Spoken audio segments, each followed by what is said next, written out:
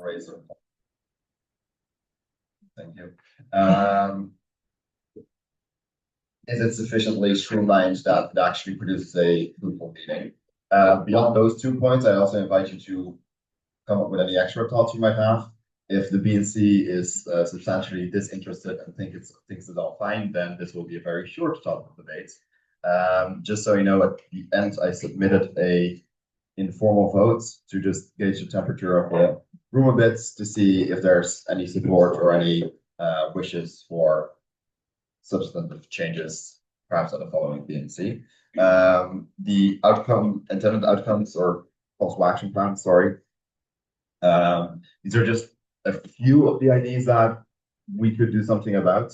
They are primarily just to give you an example of like what something could look like.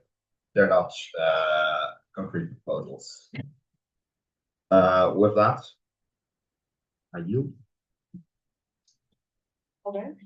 So we can move on to statements. Let me check if we have any. We exist. No. Okay, so the floor is open for statements. We have one from UAP Ukraine. Any other statements? That's two. Okay, with Ukraine, you can have a mic. They do. Maybe UAP Netherlands, you can pass it behind you. Yes, please. Thank you. So thank you for your proposal of debates. If Ukraine highly emphasizes the need for actual opportunity for discussions and exchange of practices, and we actually trying to start working intra-institute relationships, not only for emails, because we are meeting like 40 countries, meeting in one month twice a year, and not having actual discussions besides like workshops, for example. Yesterday was as yesterday we had a workshop with a discussion of practices. It was organized randomly. Yeah, and it was amazing. And we actually need to foster the work of the network, and this is crucial for the future of UAP, and the way we're currently conducting meetings is pretty much limited. So we also believe that this practice will have a lot of potential. We need to figure out what else can we do. Thank you. With the Netherlands, you can get the mic back and respond to the phrase. Yes, thank you, European Bank, for your statements. I think that also adds some like nice thoughts to have later on this debate about, for example, optimizing the current working procedure of the BNC. If national community representatives use all the tools available to them, could workshops be more collaborative than they are currently? I think the vast majority is very, at least, instructional for a big part of it. And also more focused on not just the topic, but also just inter-agency cooperation. I think the points were valuable on the fact that we meet here twice a year, and that any other cooperation meetings usually are much less smooth in the discussions and the plans you come up with at the BNCs, for example, in the breaks. So that's something to consider discussed. Thank you. Thank you. We can move on to the debate that is structured. Oh no, again. Okay. So we will have 4 rounds. First one on evaluation of core procedure. Second round on the growing length of the agenda. Third on lack of cooperation based in current working procedure, and a fourth general round. So let's move on to round 1 on evaluation of the core procedure. Any points? Maybe Slovenia, you can have a point, and hopefully a mic as well. Yes. Yeah, so thank you, Igor, for the point. I would like to point out for the current procedure, it is already quite collaboration based, that meaning that we need to collaborate with each other and the BNC board. And that's both strength and a very strong weakness, especially some of us do not collaborate to the extent. So I think that the evaluation of the core procedure, it works. Like we believe that it is a good procedure, but it needs to be a little bit more of an incentive, which I know this current BNC board is trying, like for not only the BNC themselves, but also for online voting and everything around the process of international governance. And maybe any sort of change would be on that enforcement per se. Not that we're going to force it, but on that idea of actually having more people collaborating even more and trying to achieve a certain goal. Thank you. We have a point by Romanian and Yeah, we don't kind of PR stuff it up.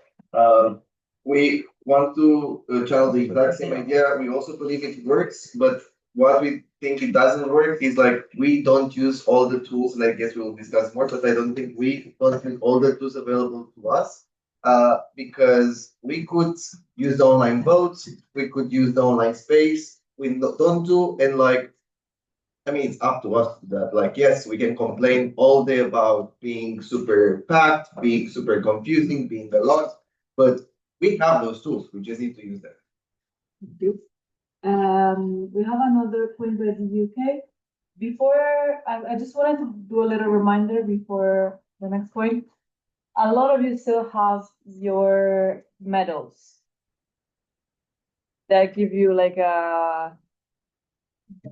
the jokers for the basics. Just a reminder, because a lot of you haven't used it yet. If you take this one.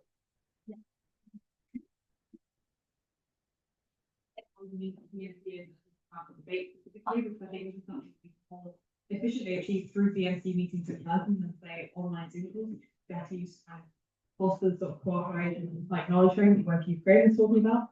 I think it's just worth noting that I think we can all agree, right? GAs during COVID, so GAs during like Zoom calls where everyone is like direct responding at different times was quite tricky to facilitate. But I am like it is genuinely interesting to think about how we can find online spaces more collaboratively, while recognizing the BNP needs like space for. Thank you, and yes, direct response. I agree, but based on the experience with online, like online cooperation, they tend to fade away. Like everyone is super hyped about them initially, and then it ends up being the same 5, 6, 7, 8 people that attend, and they would cooperate anyway. And then it slowly dies, and that's it. And then 2 years later, some other people get super motivated, want to do it again, and after 4 months, it dies off again. So it always starts great, but it doesn't end up towards anything like substantial. Thank you. We can go back to the proposing entity for the response to the first round. So whenever you're ready. Yes, thank you, UIP, Slovenia, Emilia, UK for your points. I certainly agree with the points on that the current working procedure is optimized to its fullest extent. There's probably a lot of reasons for that, but these of which are most of which were just busy people as well. So perhaps the issue then we can agree isn't specifically that the tools aren't there, but also that NCs need to use these tools more.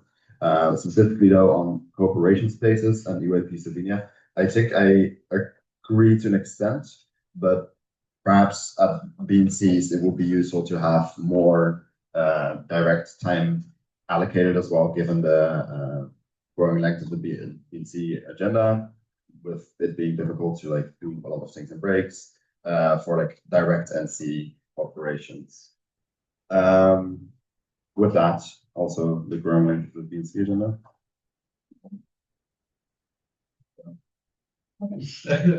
Okay, next round. Next round is on the specifically on the growing length of the BNC meeting agenda and asking how we can safeguard the openness of agenda submission while addressing the fact that it is very long. So how to balance these two elements. Any points? I will take Italy first. Thank you. Okay, so we noticed that oftentimes there are like multiple items on the same topic. Is there a structured way to like before the meeting starts, reach out to the proposing entity and try to merge those topics, or even like before submitting the proposals, like to start know about what the other entities are gonna propose, so that if you want to work on that topic, you work together and like it becomes better, and also it's not like double and just one topic with everything. Like, wow, not nice. So let's recognize the direct response, and maybe it's better if someone else. This is wrong. There is no formalized in the sense that there isn't in written, but what the BNC board does is that we receive proposals and then we talk with the proposing entities. We mention, hey, there are other topics on this, and the proposing of merging topics happens, and quite a lot. Of course, it's still a decision of the NCs. So sometimes the response is no, we still wish to have the debate, and we are fine with it. We had some things to the working procedure with the 60% not discussed, etc. But yes. Yeah, we actually had this at this meeting as well. For instance, remember on Friday, the additional CRBs, UAP Finland and UAP Poland, they agreed to combine them because they realized they did have some, overlapping topics. So this is a really good example. We did reach out with a suggestion. They were happy to do it together. So this was a really nice example. But of course, they could have also rejected this. They do have the right to do that. I'll have that in case we suggest it. Also, the proposal booklet always has the email addresses of the spokespeople. So if you're scrolling through it, you see, hey, we actually have some overlap with them. You can just email them, say, hey, would you be down for this? Or Slack them if they're on the server. And then you can just kind of let us know that you've already talked to each other. You've worked it out on your own. That's also super welcome, is anyone who takes initiative to confer on their own. Thanks. Thank you. We will take Romania had a hand up for a bit. So Romania followed by governing body and followed by Slovenia. Yeah, I agree that it's a growing blend, and I think we all see that it's more and more. Unfortunately, this time the agenda setting poll form did not get reached, so there wasn't much to be done there. However, I want to urge the proposing entities to do stuff. Even if the agenda setting poll is not reached, you can still decide to withdraw stuff or to move it to online vote. That's what we did in UIP Romania. And I know that for online vote might not be the most exciting because people do not really engage that much. I mean, me and Maggie from Luxembourg did an online vote proposal last summer and no one asked us any questions. It was a quite important one in our opinion. So also let's try to engage not only to vote in the online vote, but ask questions as we would on Slack or here, and that will increase kind of the attractiveness of moving proposals on online as well. Thank you. How else will vote? Anybody? Yeah, just a very short note from us.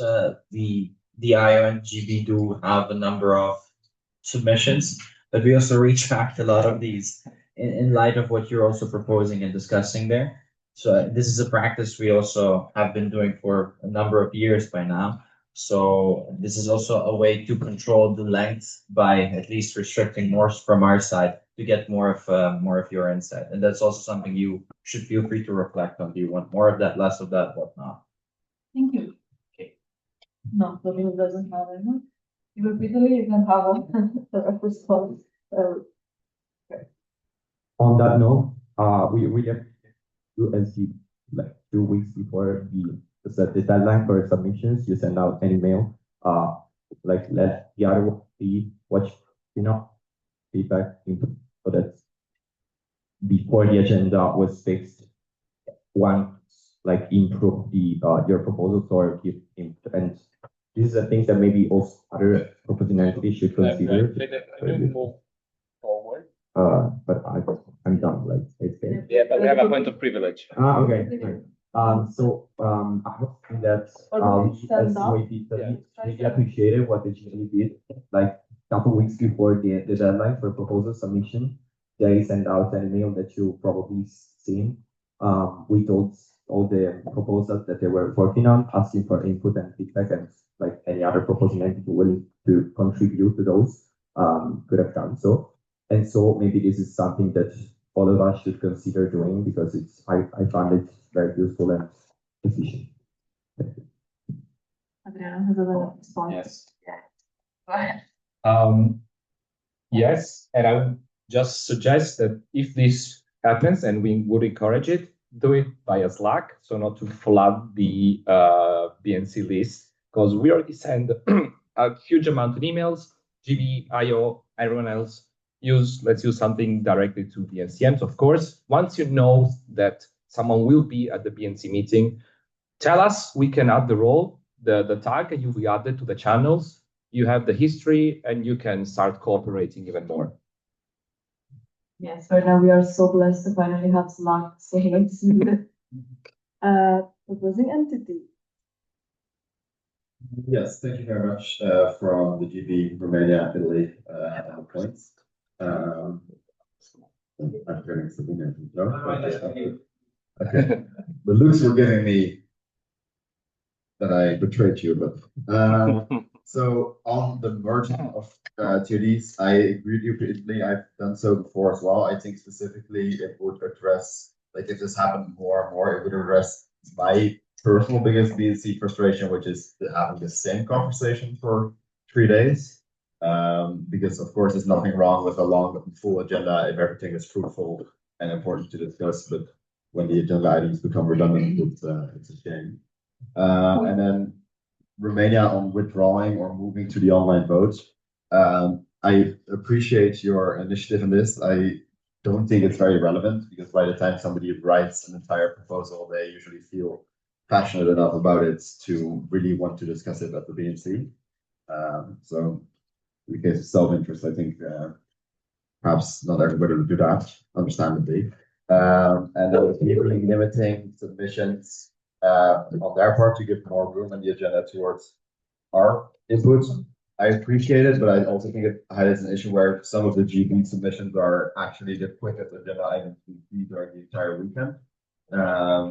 And in my opinion, an example of things that are going very fluently and very efficiently that don't need much changing. So considering that, perhaps there would be more room for implementing those things immediately. Some things were changed, for example, on the more topic debates. And lastly, on the quorum, I think it not reaching its capacity is a shame, or its the form of the agenda signature. That it didn't reach the quorum is a shame.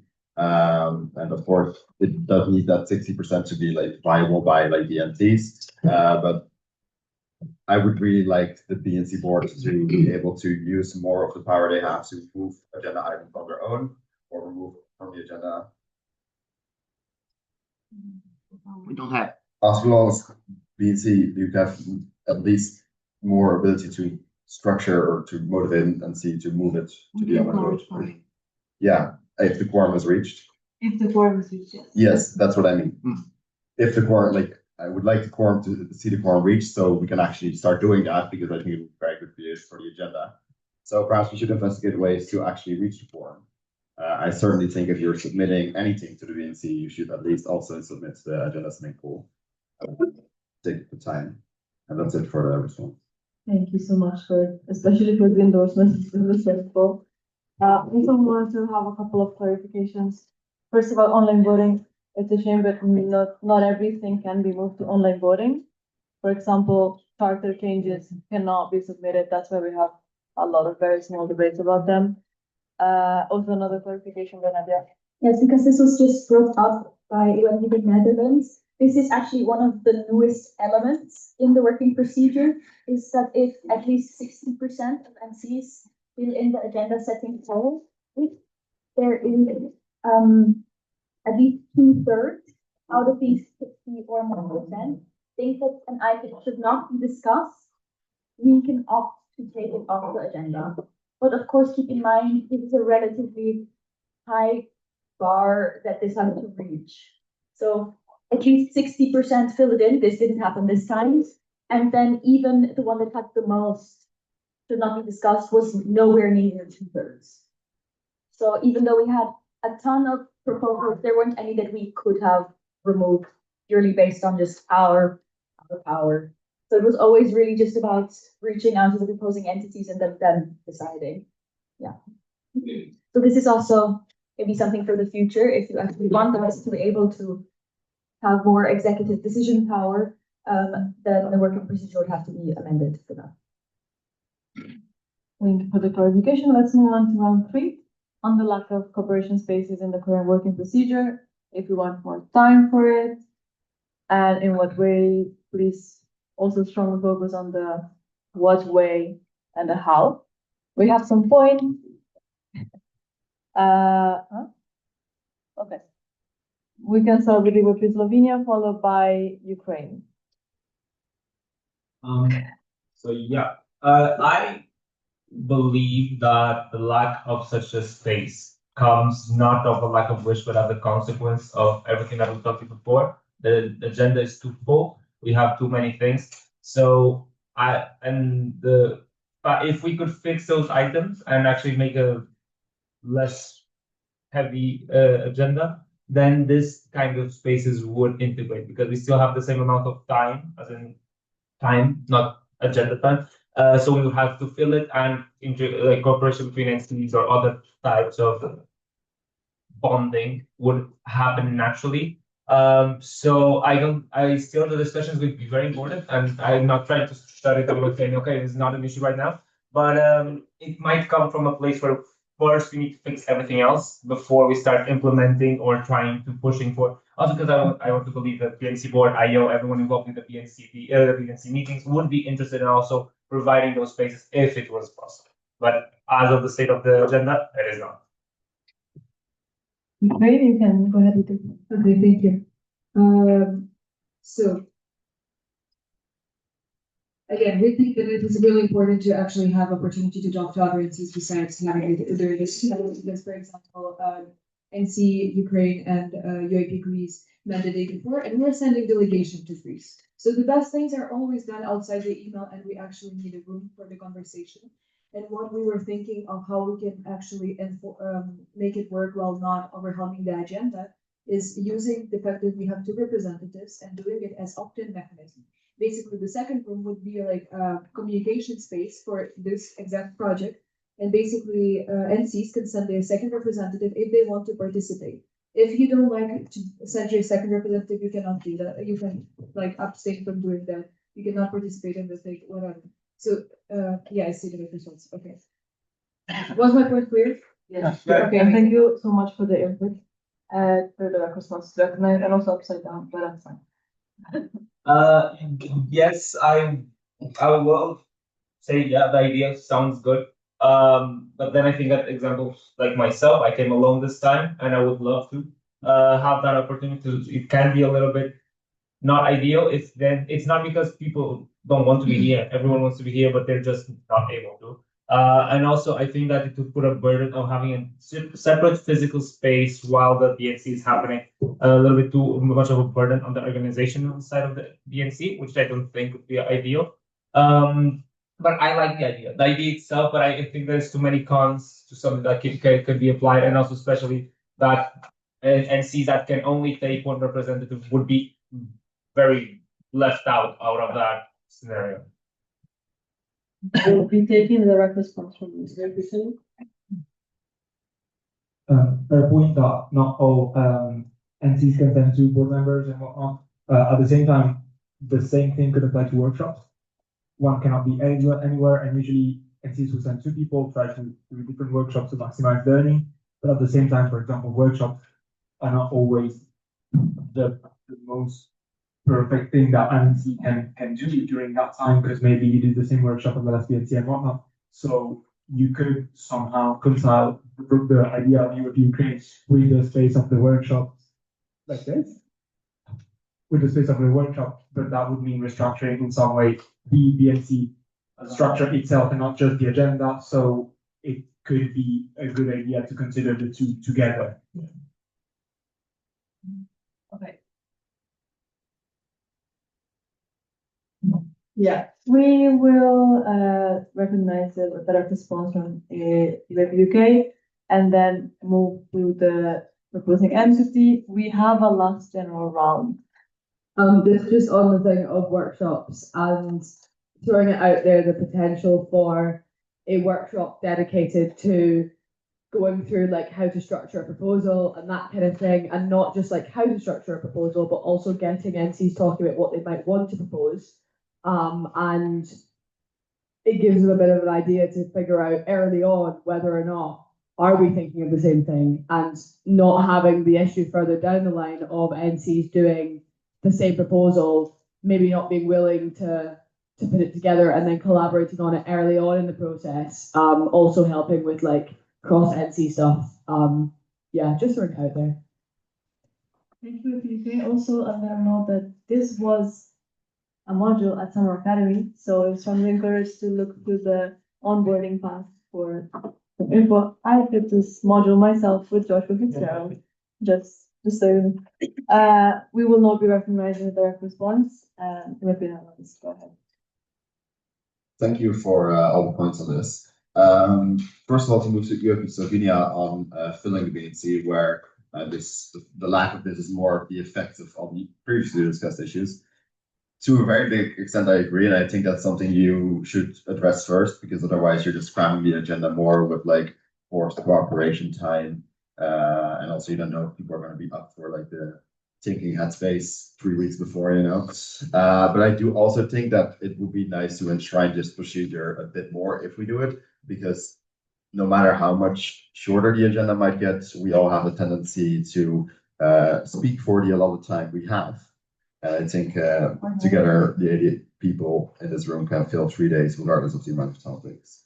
And then the second round of cooperation, I found it actually a very interesting idea from UAP Ukraine. I do see the issues there with like the equality of it.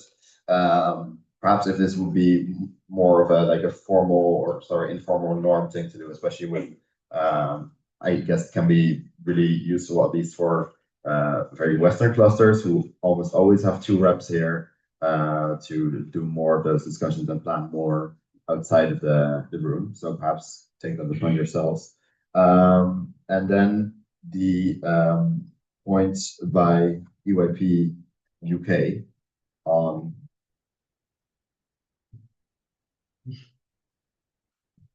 oh yes. Thank you. That's what the team is for. A workshop to do the proposals. I think the Summer Academy covers that very nicely. And perhaps in the future, if there's some mega space on the agenda and there's a crisis of how we don't know to fill it, we could do it. Or just in general, you know. But that's utopian thinking. So that's it for now. Thank you. Okay, improving, you can have the first point of the fourth one. Thank you so much. Going back to the last round, I think, yes, there is a lack of physical space, but there were instances before where we had agenda items where we were encouraged to that cooperation. And I get back to 1 year ago, UIP Serbia discussing about having this shared administrative space. So everyone was super into it. Everyone was like, let's do it.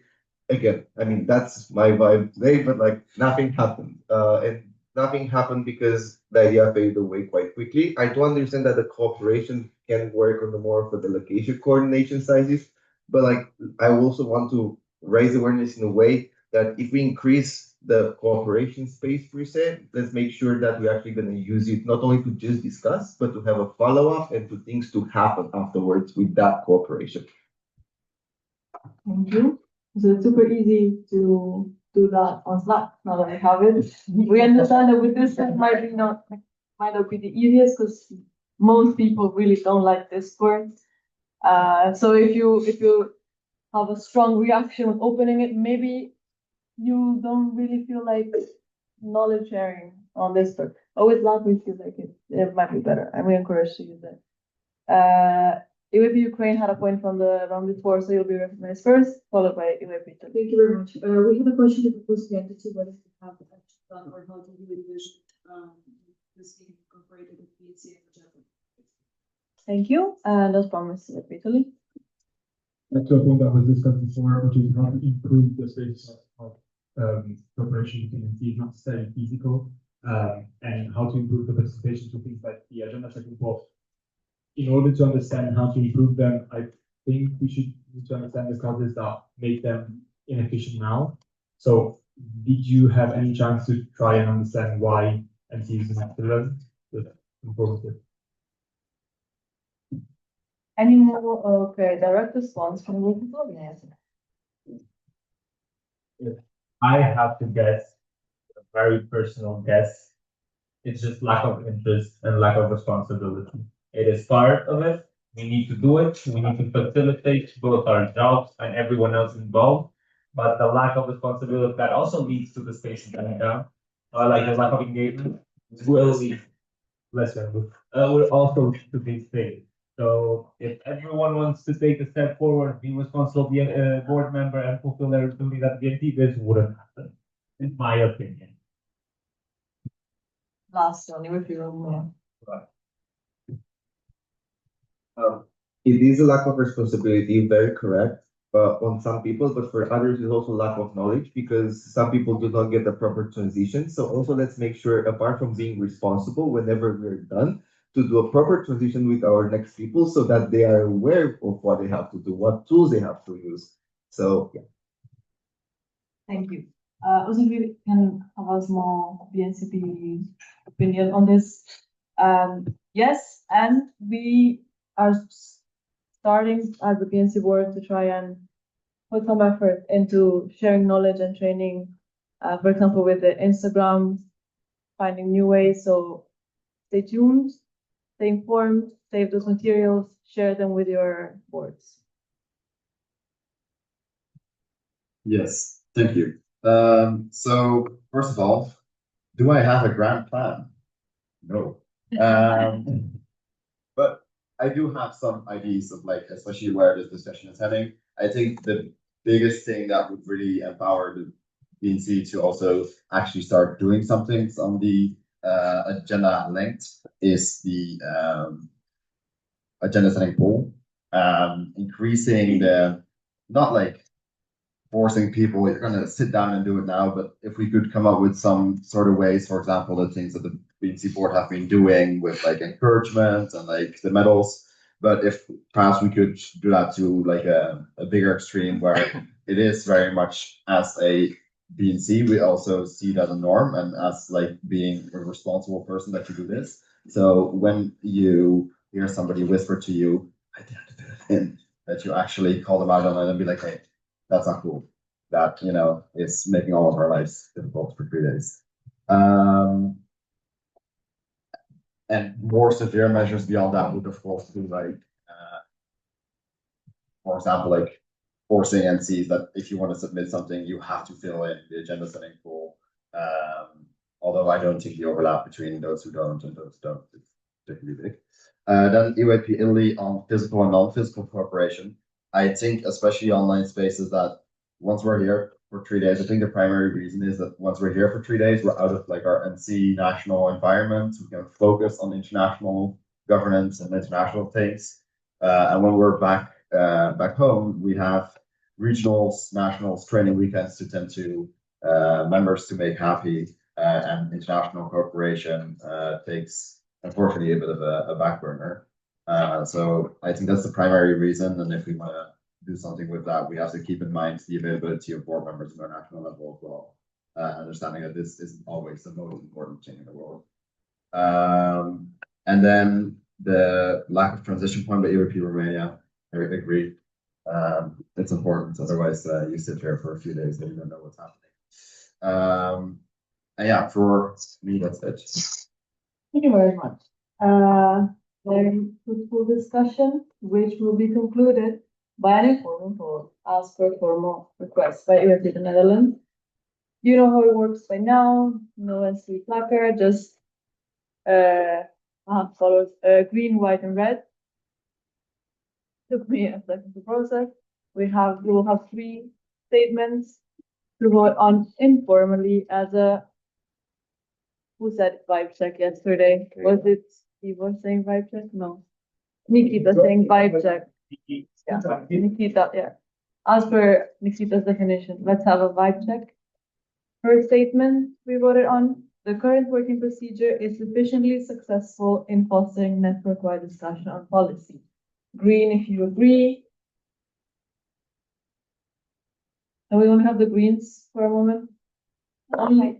Yeah, it's fine. Okay, sorry. Can we put everything Everything up, then Nadia can do it all. We have it. Okay. Second statement, the current working procedure would significantly benefit from more formal cooperation spaces beyond the breaks. Put your vote up. Do we have everyone? We're missing Poland. Okay, sorry. Keep them off for a sec. Okay, we see, we see. All good. And third and last one, debate at the BNCM would benefit from more streaming to prevent redundancies. Streamlining, not streaming, sorry. Also that, but would benefit from more streamlining to prevent redundancies. Up. Maybe someone needs a moment to think, that's valid.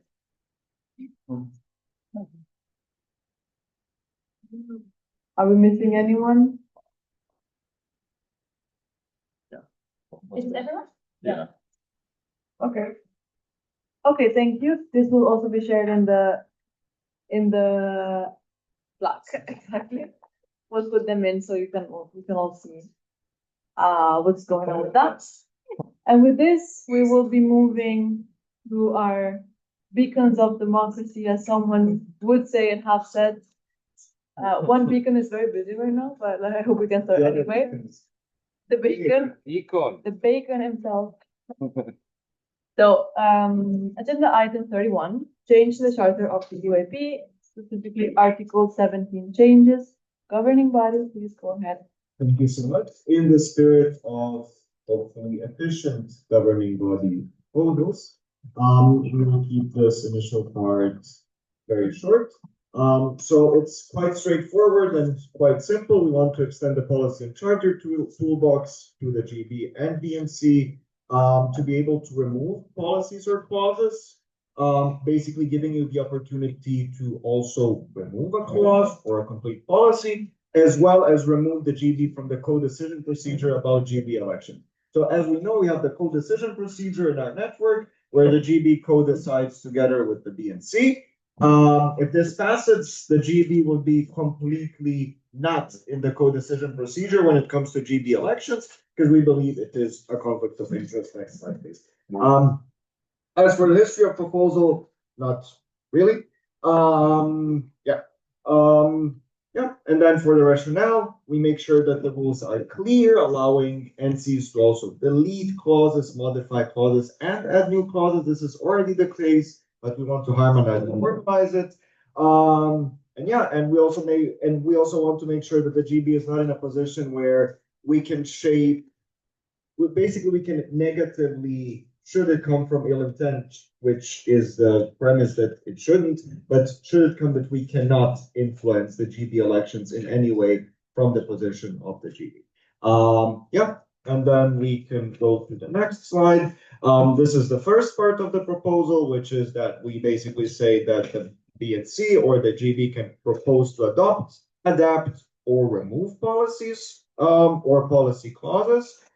Just to make it more clear, yes. And the next one is a new clause 8 in Article 17, where we say that we are not in the co-decision procedure with the Board of National Committees on the UIP policy and governing body elections, which passed on Friday. Yesterday. Right. Yesterday. Yes. Okay.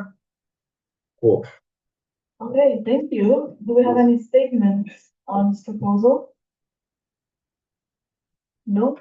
Well, then you have no time to respond or not. The debate is structured in 3 general rounds. Do we have, Go mad. Go mad. Go mad with the debate round. Any point? None? Not even questions? Not even a little bit curious? That's fine. Okay, then let's move to the voting again. There is a charter change, so it requires a 2/3 majority. All those in favor, raise your placard.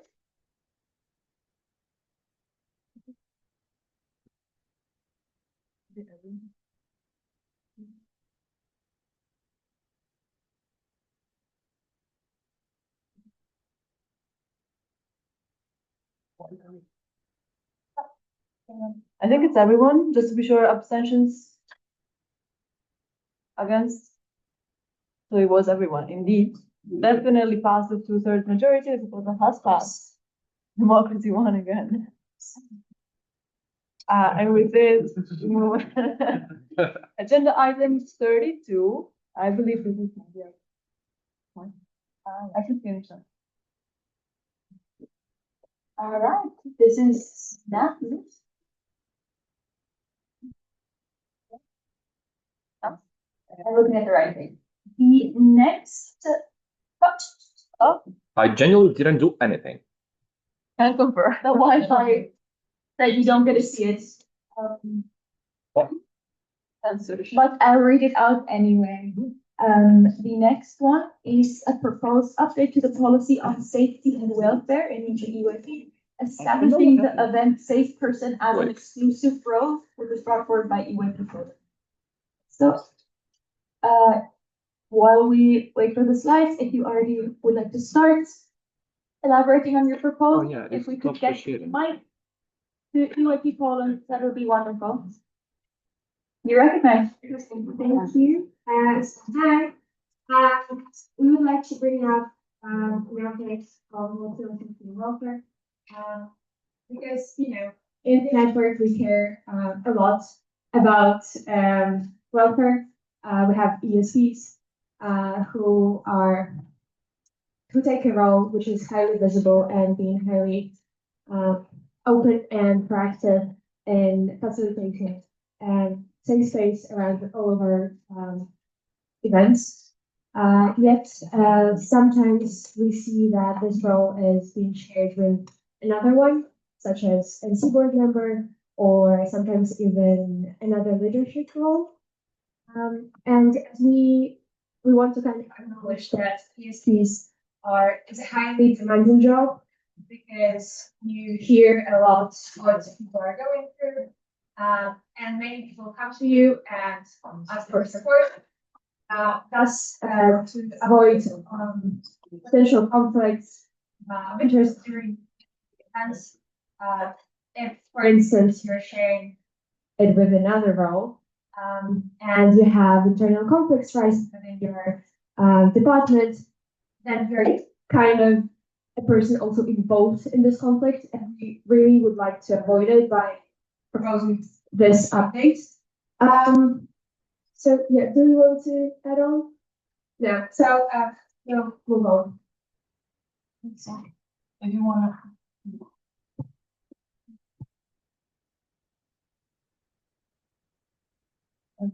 It was in the briefing book there that the proposal booklet. You can see it. It's not a long sentence, so I think this is manageable. We can leave it up for a minute while we call for statements. We received notice that EUAP Finland is delivering a statement. So we'll definitely be recognizing them. And then for time reasons, we will only be taking one other statement, but of course we will have a debate. And we will recognize Austria for the second statement. EUAP Finland, you're recognizing now.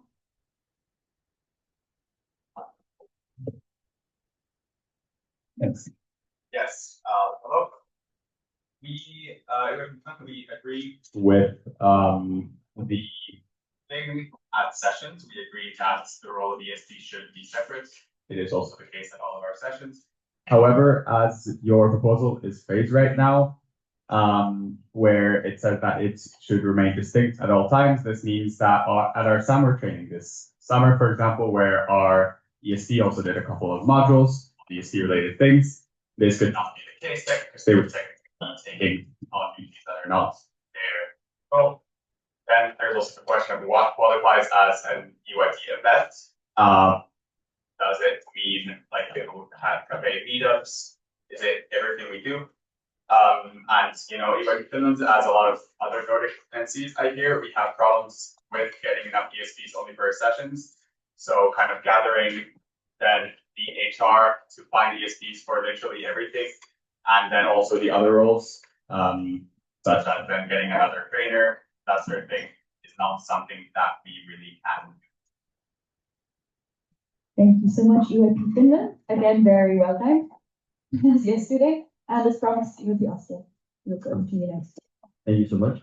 I want to thank EYP Poland for raising this point. And ESP is one of my goals. And honestly speaking, I feel like they don't get appreciated enough. I definitely agree with the ESP being, I think, like from any other role, it's always a conflict of interest of having two roles at an event, even if it's just a short event. And I want to maybe if any other entity likes this idea, UFP Austria started an ESP pool.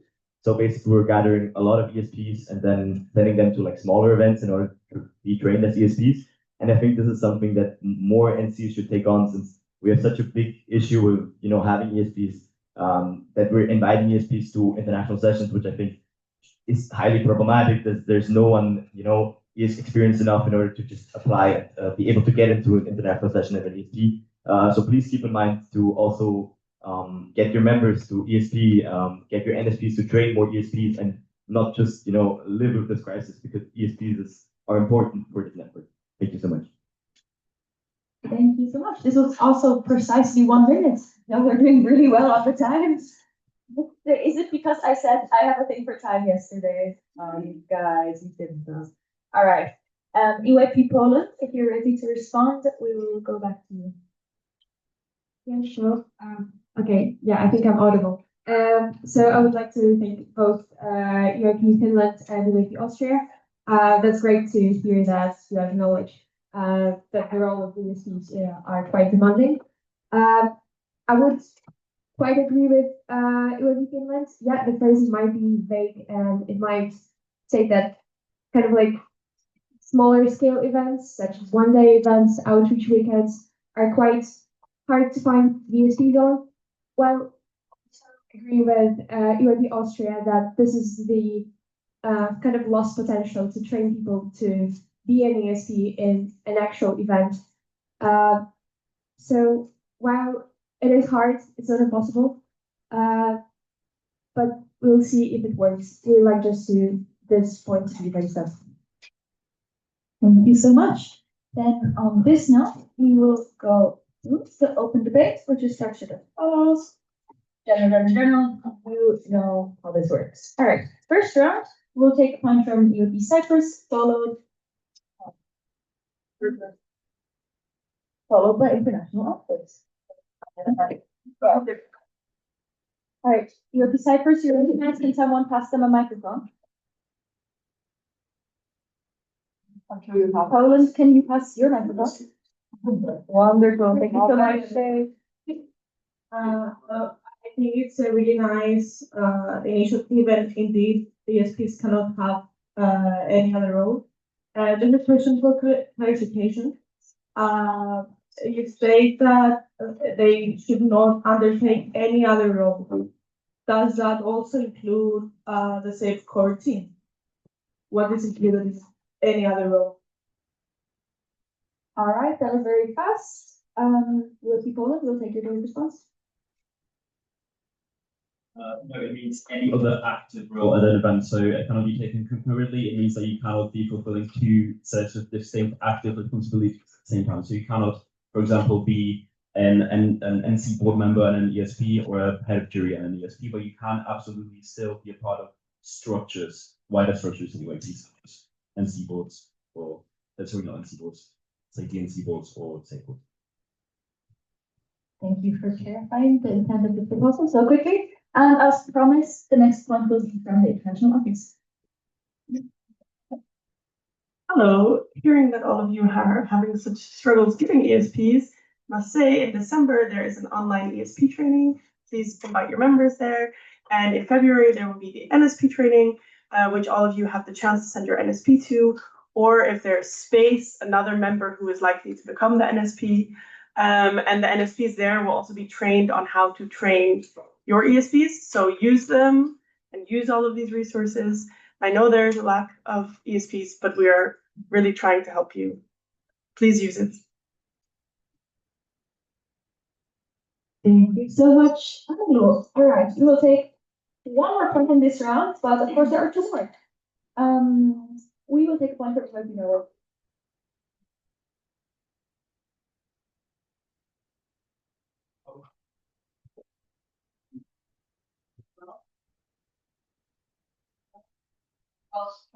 While I agree with the importance of having ESPs present at sessions, it can be a challenge to recruit them, just as European Finland said, especially in our northern or rural areas, then it's almost impossible.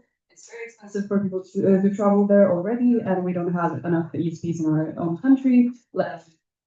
But Also, what about smaller in-school sessions? Does like half a day need a qualified ESP? It's, I don't know if it's like really, if there's a really big like need for something this clear in the policies. There should be exceptions in like necessary cases. All right, thank you so much. This was, I see you all, don't stress out. The yellows are really all right, this is a kind of two-part question. Most of the responses over for the first part, I'll accept it. UAP Azerbaijan was the fastest, so we will take their direct response. We believe that the proposal establishes the responsibility of the event safe person that is already in place, rather than recruitment issues, because that is entirely dependent on the NC, as far as I understood. And the policy just wishes to ensure that the well-being of officials and delegates is well maintained throughout the session. Thank you so much. Ooh. Okay, it was just in time. Finland, you're the best. We partly agree, but kind of disagree on the fact that it is always one more person than the group. And it is, we would say that yes, it's one more person to recruit, it's one more person to find, it's one more person that we have to have at the session. So it's not really codifying practice as is, because as is now, if need be, we can have, for example, an NC board member at a small event also act as ESP if necessary. All right, thank you. And as promised, we're going back to UAP Poland for responses. But UAP UK and Romania, I see you. I will recognize you in the next round. There was a lovely chain of debates.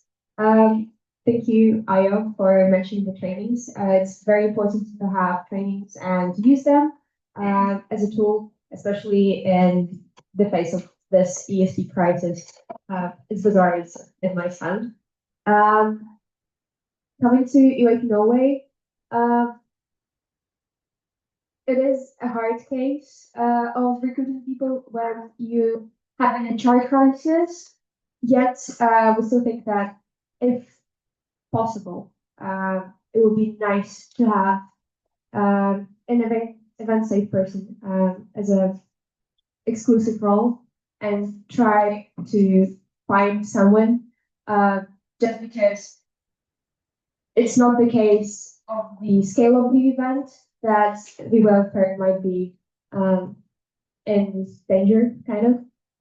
The same goes for UAP Finland, where we recognize and acknowledge that it is hard to recruit people, and it's one more person to have. Just putting the effort to look for this person is well enough step. Thank you so much. As promised, we will take a point from UAP UK, followed by UAP Romania.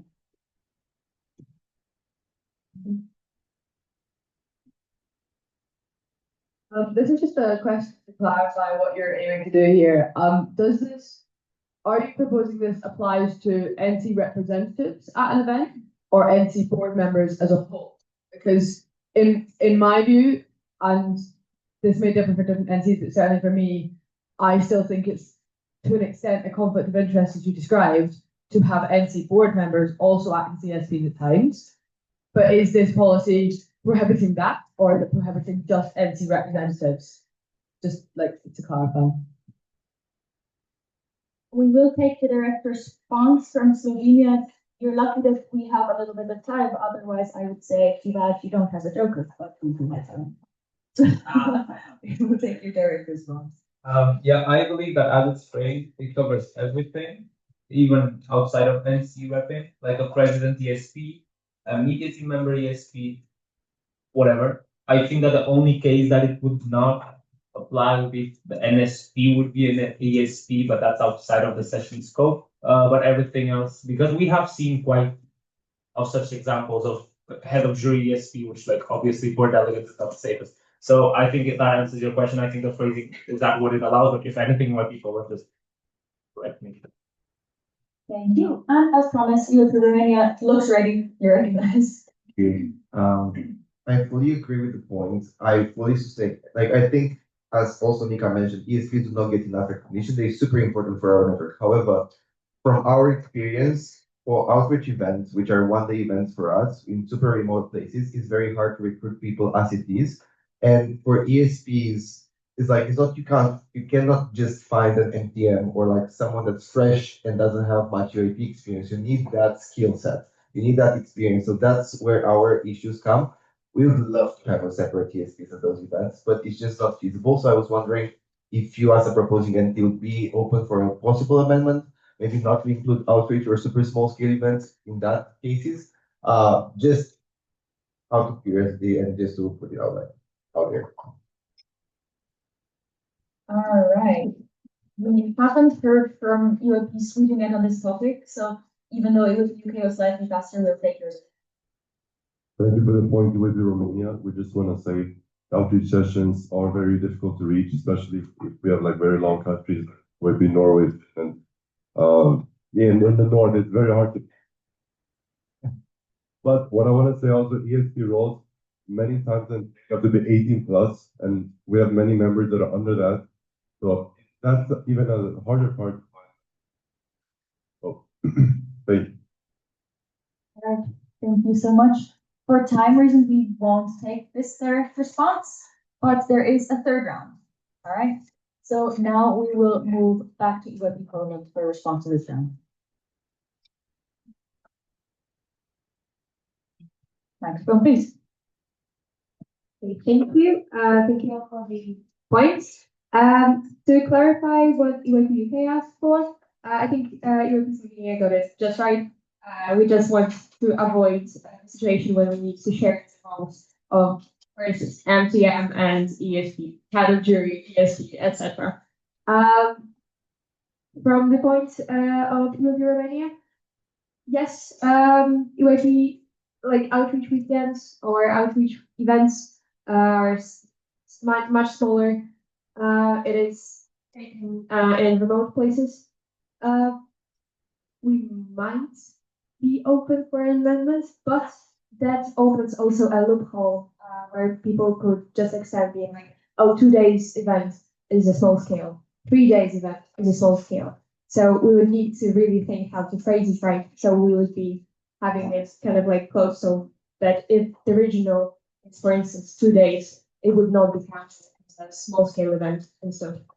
And for the point of UAP Sweden, I understand that aim to have ESPs who are over the age of 18 is a very good practice, especially that you're in a position of trust, you deal with a lot of emotions of other people and yourself as well. And also you are kind of responsible for their welfare if something happens, like injuries and stuff. But you need to know how to deal with this. Yet for smaller scale events, what we have and what we do, we usually recruit people who are under the age, like 17, for instance, or in the last year of high school and stuff. And we have an NC board member who will be there in case of emergency and will assist. So, yeah. All right, thank you. Before we start the third round, can I see a quick show of hands of who still has, you don't even know what about? I'm so enthusiastic, but be careful with this kind of stuff. Of which NCs still have their Joker medal? I might count it to be 4. Switzerland, Finland, Germany, and Luxembourg. Did you have one? Okay. So, yeah, the meeting is ending today. Use it or lose it. That's all I have to say about it all. All right. Bulgaria has been waiting for a long time, so we'll take the first point from them.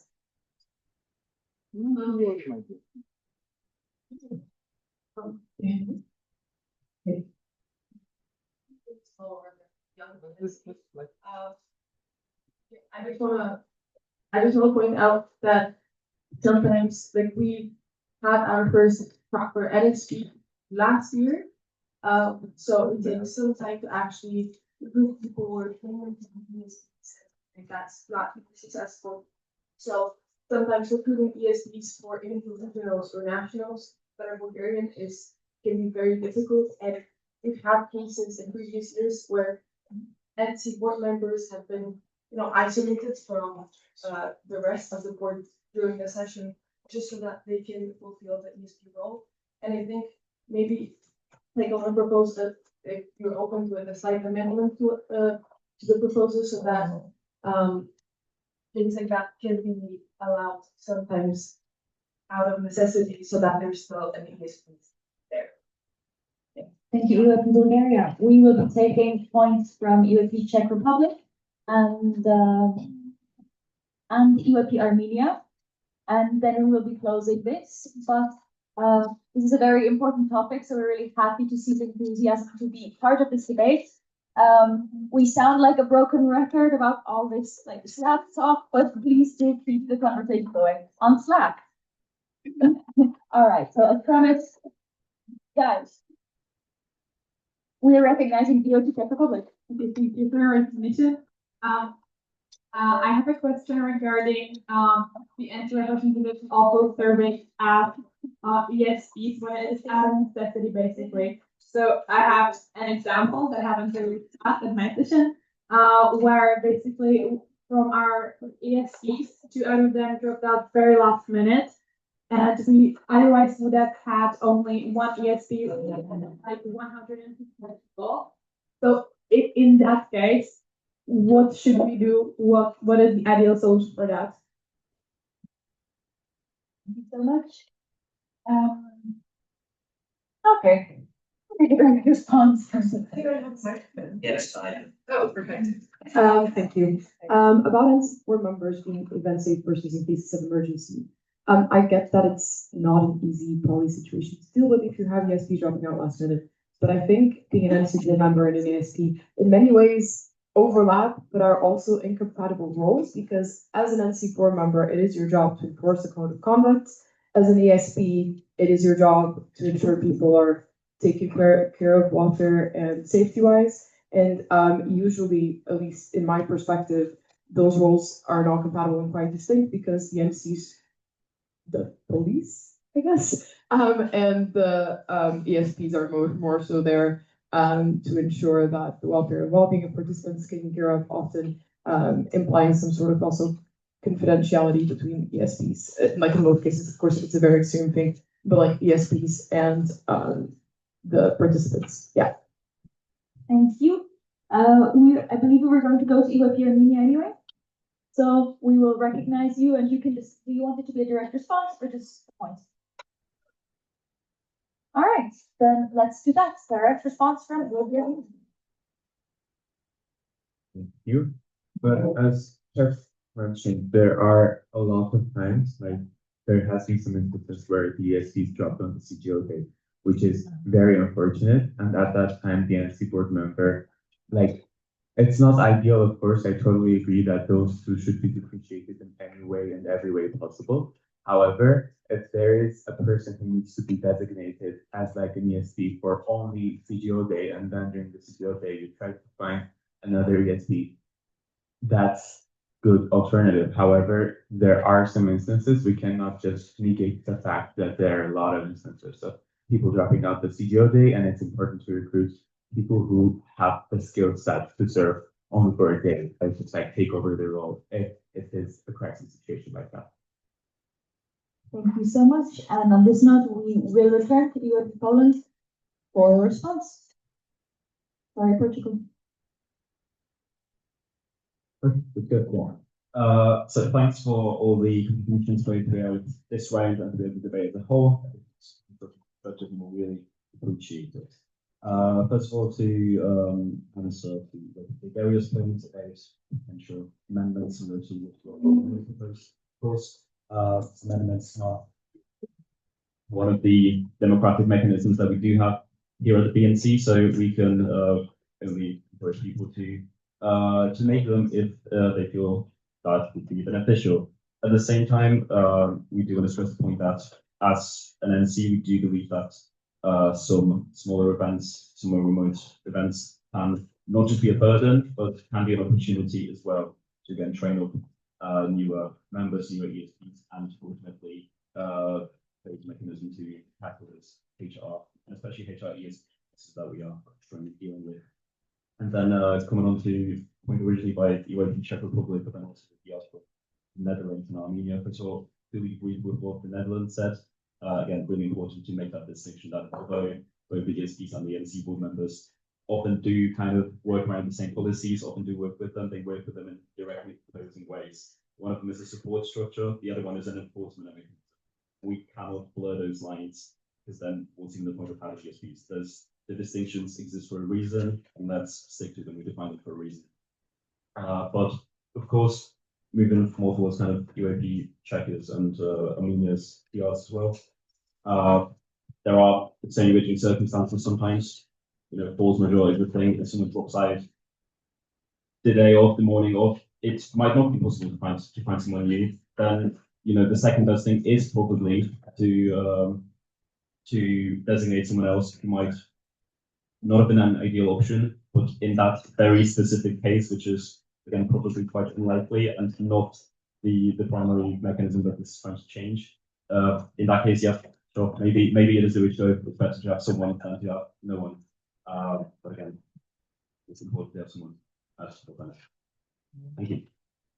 Thank you. You people, the debate is over. We're not taking longer. Maybe if you had a medal, we would maybe consider it. No. All right. So we are now moving to e-voting.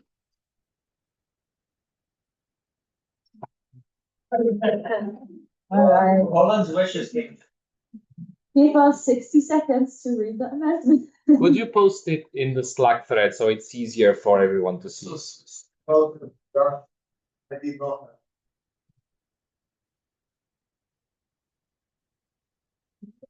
All right. 60 seconds to review both amendments. We only have one. We have the Armenian. Who was the other amendment?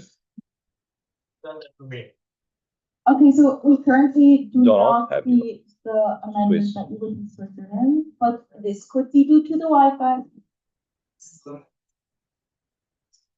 You No, can send this on Slack to us personally. but literally not. Huh? No, but they can put this on the number.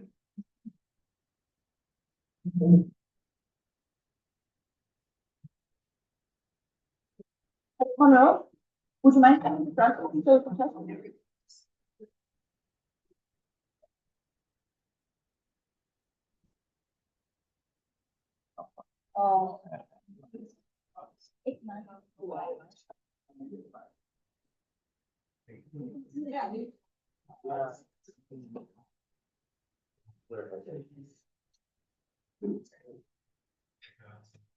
Let's do this.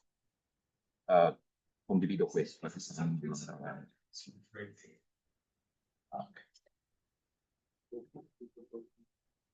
Okay.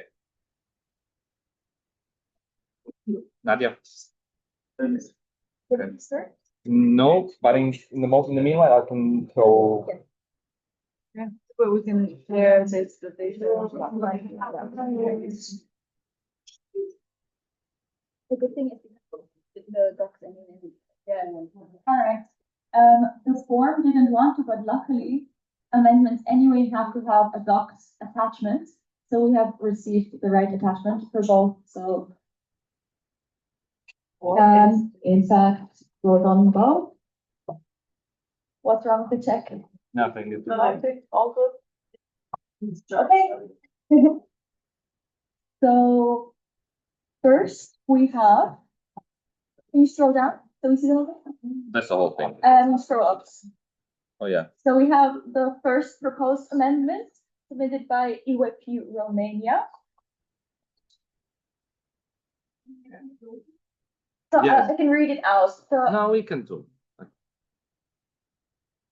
The original phrasing was Clause 6, the duties of the Vensate person must remain distinct and should not be undertaken concurrently with any other role. And the proposed amendment is the duties of the Vensate person must remain distinct and should not be undertaken concurrently with any other role, except at small outreach events of 1 or 2 days in duration. This exception does not apply to regional or larger events. All right, so when we vote on amendments, they must pass the same, please. They must pass with the same majority that the final clause or final amendments to the policy overall would have. So for instance, in this case, we're working with a network-wide policy, which requires a 2/3 majority. So the same applies to any amendment to this. Oops, oh, sorry, you are seeing, okay. All right, does everyone understand? All right. Sure. Okay, where is the other one? If someone wants to be on the form really quickly, they could propose an informal vote to decide which of the two amendments we want to take. If someone wanted to. I'm just saying this is possible if you want it. And it has been done in the past. If you don't want it, it's fine. Because if we vote on one and then the other, we're amending the amended version. So that might be a little paradoxical in the end for us to process.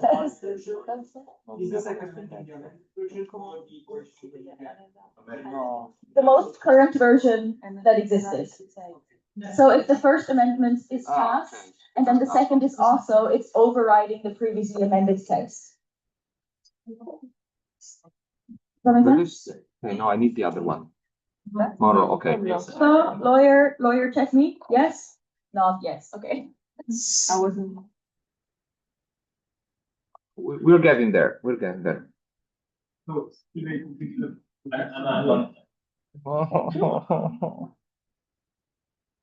Sorry, so what are we doing?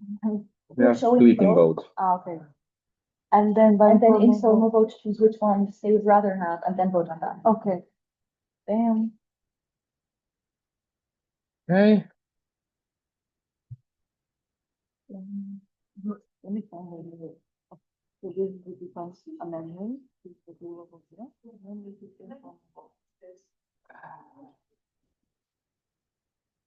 informal vote will after either one or the other.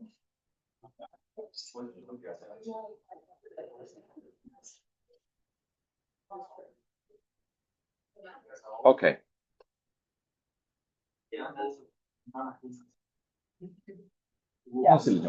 Perfetto. How is the meeting? I mean, you all have the original phrasing. I will show just the amendment. Yeah. It's not the same one. But is it clause 5 or clause 6? Yeah, because Stefan has the example text there still of clause 6 of something. Okay, it's 5. We'll pretend it's 5. We can't come back to Yeah. No, it's 5. He friendly amended it. All right, and I believe they are also on Slack. If you find it easier to read on your own screen rather than this. All right, so the other amendment reads as follows. 5, the Vensate person must not be a part of any other officials team at an event. Also, Romania is on the left, Switzerland is on the right. All right.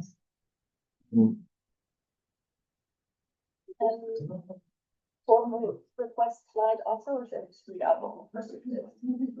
Should we just count them? All right, Yeah. we have received. Go ahead.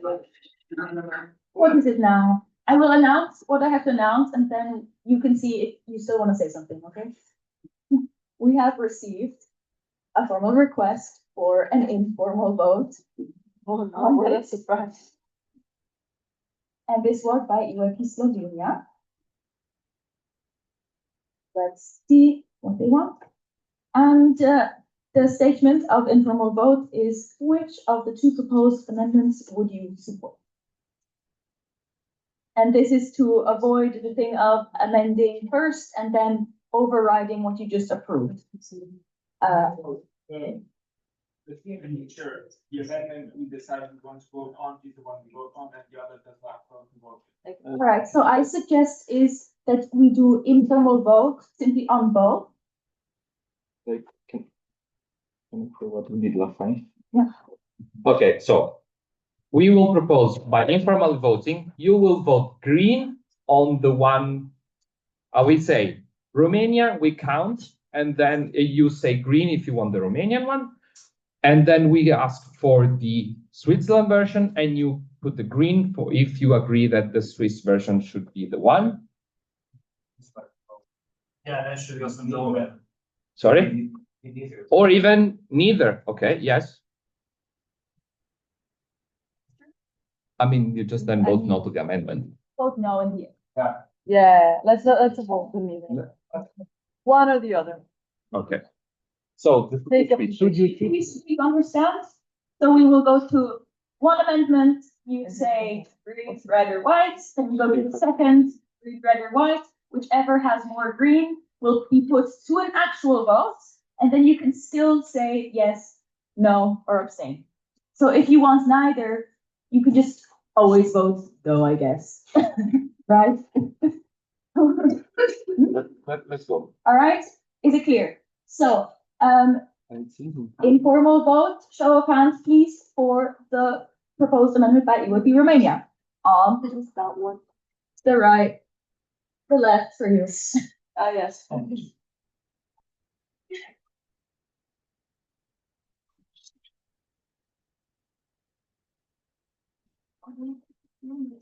It's with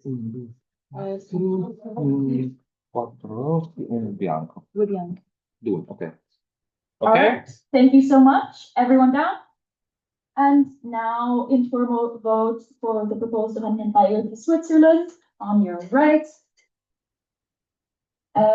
There's some we don't see yet. Put it way up so we can all. Okay. Say green.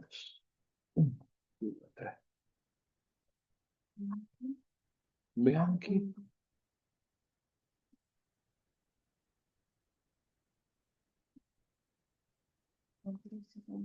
Yeah. 23, 29, 23. No, basta, no. Okay. All right, can someone who can read the writing read out the numbers? So Romania got 23 in favor, 4 against, 2 abstentions. Switzerland got 6 in favor, 3 abstentions, 20 against. We will now propose you to vote the amendment proposed by EYP Romania, aka this one. Please note that EYP Romania read to amended its amendment, so it's actually clause number 5. We will put to vote. Do you wish to amend the proposal by EYP Poland with this? All right, and as I explained earlier, this is a proper vote, and as the policy this refers to needs a 2/3 majority to pass, this amendment needs the same. All right, this time. Clarification, my Sure. misheard. So you're voting on the amendment now, not. Yes. Yeah. But it needs. Amendments to the suggested change. So you Yes. have two votes. Yes. Okay. But the votes needs to be with the same majority of the policy. I think I misheard. Right, we're voting on EYP Romania's amendment to EYP Poland's proposal, and then in the end, we will vote on EYP Poland's proposal in whatever form it is at that point in time. Well, all right, everyone ready? This is a real vote, so please also raise your committee placards alongside it. All in favor? Only all in favor? I think I should take the names in one side. Allora. Yes. Please show the placards to us. Keep your placards up, Hopefully in the so we can document your vote. T, al, lu, de, de, r, ro, gr, ug, wa, l, se, and s as well. Yeah, and c. Okay, thank you. Thank you. Now, all abstaining, please. Rs, tr, no, nl. Okay, again. And now all again. Okay. As, ba and bu and bg, bg and bl. Okay. 1, 2, 3, 4, 5, 6, 7. Yeah. Many? 6, 22. All right. So with 4 abstentions, right? 4 abstentions, 4 against, and Yes, it's good. Yeah. 4 abstentions. 4 abstentions, 5 5 against. against, 22 in favor. We have reached more than the 2/3 majority necessary to pass this, which would have been 18. I subtracting always the abstentions. So in this case, the amendment has been accepted. And this is now the new text we will be voting on. Because you know. All right, so now this is the final vote on this, whether or not you want to approve this to be added to the policy. So please, may I see all in favor? No placard, please. Okay, it's easier the other way around.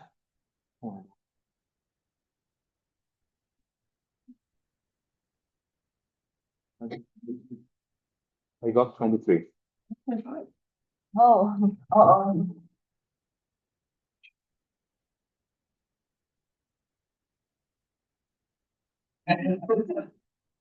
Please keep. Ah, no, I didn't. What you want? What's wrong? Change the slide. It's the same slide as we voted before. Yeah. Yes. Because this is the new version. The amendment passed. You voted that we want to vote. I didn't vote the proxies. Could you always show both placards, your and proxies? 1, 2, 3, 4, 5, 6, 7, 8, 9, 10, 11, 12, 13, 14, 15, 16, 17, 18, 19, 20, 24. And so 24. 24. Okay. Okay, all right. 24 in favor, thank you. All abstaining, please. Okay, and yes. And now all against. Is this both EU Bulgaria and Bosnia? Okay. Let no. Okay. Yeah. We got it. Yes, it does. All right. So with abstaining, 5 against, and 24 in favor, we have once again reached the 2/3 majority, and this proposal has passed. Congratulations. Okay, and because this agenda item had a lot of procedural elements that we weren't anticipating, we will have to hurry a little bit more on the next item. I hope that's okay. And everyone will understand if we won't be taking 8 direct responses per round. But the next agenda item is the proposed update to the policy on safety and welfare in the UAP, inclusion of participants' thermal comfort, also brought forward by UAP Poland. So back to you. Very quick. Quickly. Right, quickly. Hi. First of all, we are well aware that the proposal as a whole might be a little slightly silly little sort of verging on hearing some voices that are verging on unnecessary features. However, still believe it's an important matter to discuss with a list of organizational requirements still being expanded to again, most notably in the last one this year. And we believe it is important to address even the aspects which may seem like ones that are already being fulfilled without such explicit regulation in place. It is absolutely true that in 90% of countries this is a non-issue. However, we want to make sure that in other 10% of cases, we have a form of accountability mechanism in place to make sure that this aspect of the participants' physical well-being is not being overlooked. At the same time, we know that not every aspect of sustainability is strictly enforced, especially in the age of raging climate changes. Even polar waves can be unpredictable. The only thing we want to ensure is that the controllables that we have in our hands are being controlled to your best ability, and that matters such as heating during events happening in the depths of winter, and AC and proper ventilation based with consistently roasting summers are both being taken into consideration when choosing the venues and preparing the session schedule. All that we're requesting is small changes, if even that, because again, in most cases they won't be needed, with huge potential effects for the participants' physical well-being. Such a policy is not unprecedented, since multiple countries and member states, such as our native Poland, already have such regulations in place, which could be used as guidelines for the use of the event. This is especially true in educational settings, which the UAP organization is striving to be. At its core, policies aiming to make sure that our events are safe and sustainable for all participants throughout the year, and that all aspects of their safety are held. And yeah, let's keep it constructive, let's keep it productive, and yeah, have a nice discussion about this. Thank you so much, UAP Poland. All right, we did not receive any statements in the agenda setting call, but we will recognize both UAP Greece and UAP Slovenia. You have 60 seconds each. UAP Greece first, followed by Slovenia.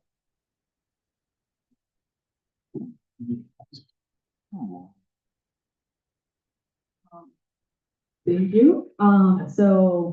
The main thing we want to point out is how this proposal can be viewed as singling out specific NCs, which naturally have warmer or colder climates due to their geographical position. And such a restrictive proposal, with no exceptions for like walking transfers or some parts of the sessions program, would either force NCs like UAP Greece to not host events from May to nearly September, or force them to assume a similar structure as this year's BNCM, hosting all session parts within one singular establishment. We of course support the introduction of stricter practices like no midday transfers or longer than 15-minute transfers for sessions taking place in warmer climates, but more with more attention to hydration. Sorry. Look here, like. With more attention to. With more attention to hydration, etc. But at the same time, requesting or mandating thermal comfort during all parts of the events program is not just possible. It's just not possible for all MCs. All in all, keeping in mind how thermal comfort is also factored upon individuals' perspective, and specifically climates and temperatures affect individuals in a different way. We don't believe that this policy proposal phrased in this vague yet restrictive way could be effective for all MCs. Thank you. Thank you so much. And over to UAP Slovenia and the other side of the room. Yes, I would like to start by saying that this proposal is not silly, as it was mentioned. It might look like, but it is not. It is indeed fact that we should be able to accommodate. The same issue that Greece has mentioned, we had as well. We host our sessions in the summer and it gets very hot, but we do our best to accommodate. Is this needed in the policy as it's written right now? We would disagree so. But still the conversation of being able to favor, to make everything in our way to the best of our participants, and who said in the summer, said in the winter, said everywhere, about everything. Should we make our participants as thermally or overall comfortable as possible? Yes. So the point is very valid, and we would like to promote that discussion, but as it's written, maybe not. And there are some clear flaws in the proposal, but I think that's also already recognized by the proposed entity, which we love to see. So we hope that the discussion stays fruitful, even though it might not.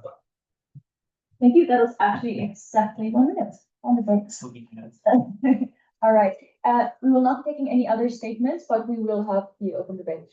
We will return to Poland for a response. Could we get a microphone, please? Is that working? You can keep it there. Right.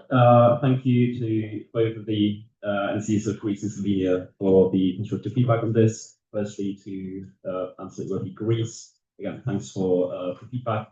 The goal, the aim of this policy is to control the controllables. We are well aware that there are going to be there are going to be climate differences between say Greece, southern Greece and northern Norway. They're bound to be different. We just want to make sure that what we have control over, so again, things like ensuring that to our best ability, there is AC, there is ventilation in the summer, that there is heating in the winter, that we do our best to accommodate it, and especially at larger events where the participant space is bound to be a little bit more varied, to make sure that we are accommodating even for the people that might be the most vulnerable. So yeah, just to kind of make sure that we step up our game when it comes to keep that in mind when kind of strategically planning. When it comes to Slovenia, yep, we agree that in principle it's not so we might be viewed as such. And the conversation is definitely needed. That is probably the primary goal of this whole thing. The point of the policy was more so to make sure that we not only have a conversation about it, but also consider having an actual accountability mechanism for it to make sure that we do have some sort of constructive outcome from this and not just talk and forget about it. Thank you. Thank you so much. Then we will move to the debate. The structure is general. So let's take some points in the first round. I said no to Ukraine earlier. That's where the first point will be coming from them. You recognize. Thank you so much. So we absolutely don't think that this is a silly proposal, and we think this is really important. So Ukraine is relatively like to Ecuador is Central Europe. However, like same as Poland, we also have really 4 different seasons, which have different temperatures, 60 degrees. We have -30 in winter, we have 30 plus during summer. So we don't agree with Greece on the fact that, oh, it singles out single NCs. No, it doesn't. It applies to so many different NCs. We are now working a lot in Arctic Circle, which is amazing. We have NCs such as Greece, which does amazing work in hosting these massive events such as IAF this year, last year, international session. But this is a question of basic safety of participants, and we think that it's really, really important to actually put it as such. So we really support the proposal of NC Poland and really ask for other NCs to support it as well. Thank you. Thank you so much. Then European Norway also wanted to make a statement, and I didn't recognize them, so I'm recognizing them now.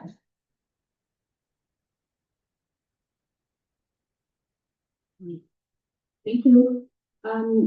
We also have an issue with pricing. All of the session elements could include transfers, as you would be agrees mentioned. But not only that, it also includes informal events, such as cultural events. For example, during Tromsø IS, we had a sledding activity where delegates could go outside and play in the snow. This would potentially be prohibited with this new policy. Thank you, UAP Norway. We will take a point from UAP Latvia and then return to UAP Poland for responses. So first of all, I do agree with everyone has said so far. There are different variables, there are different controllables that can be controlled.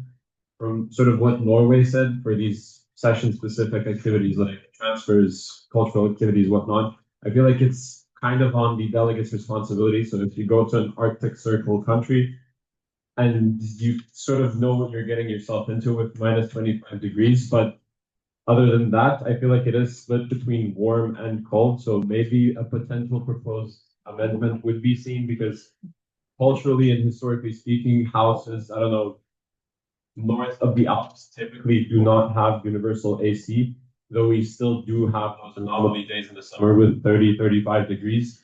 Whereas most buildings in Europe, I would say, have the heating capacity for winter. So it is kind of two polar opposites, but one of them, I would say, is potentially controllable, the other is not necessarily in all cases. Yep, thank you. We will take a direct response from UAP Bulgaria and then return to UAP Poland. Thank you. I just want to add on what Chris said about like the responsibility of the delegates. I think we need to define what thermal comfort means, and it's actually the perception of the weather. So you're responsible. I mean, basically it's you who perceives how the weather is. So we cannot we can control certain conditions, like where they see that it's like warm. But obviously, if you go outside, everyone is going to feel cold. But yeah, obviously, it's not something that we can do. We cannot do anything about it. All right, thank you so much. I saw briefly a direct response, but now it's down, so I assume it's back. Okay, I'm sorry, we don't have time, and I already promised to go back to EYP Poland, but it could. What promise? If the point still stands afterwards, we'll see. Because there's also other points that we have to balance. EYP Poland, you're recognized for your response. Thank you once again for everyone who contributed to this round, starting off with UOD Clean.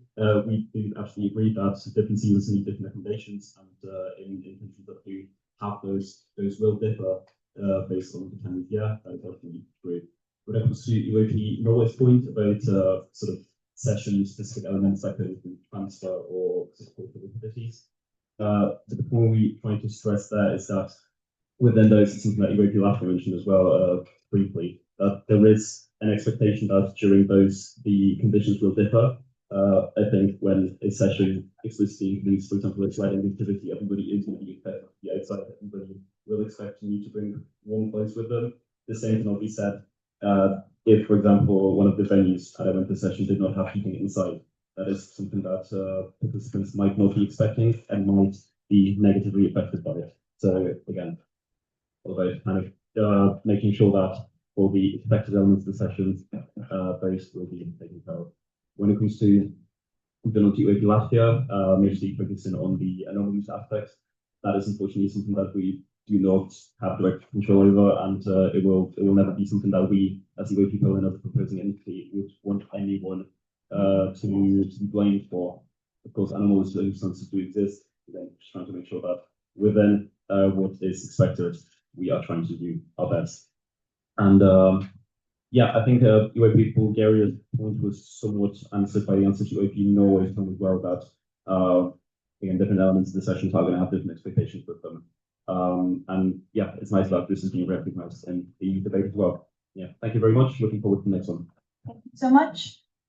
Since this is also a weather and climate related topic, I will try to also balance the points with NCs from different climates. So the next points will be UOP Serbia, followed by UOP the Netherlands.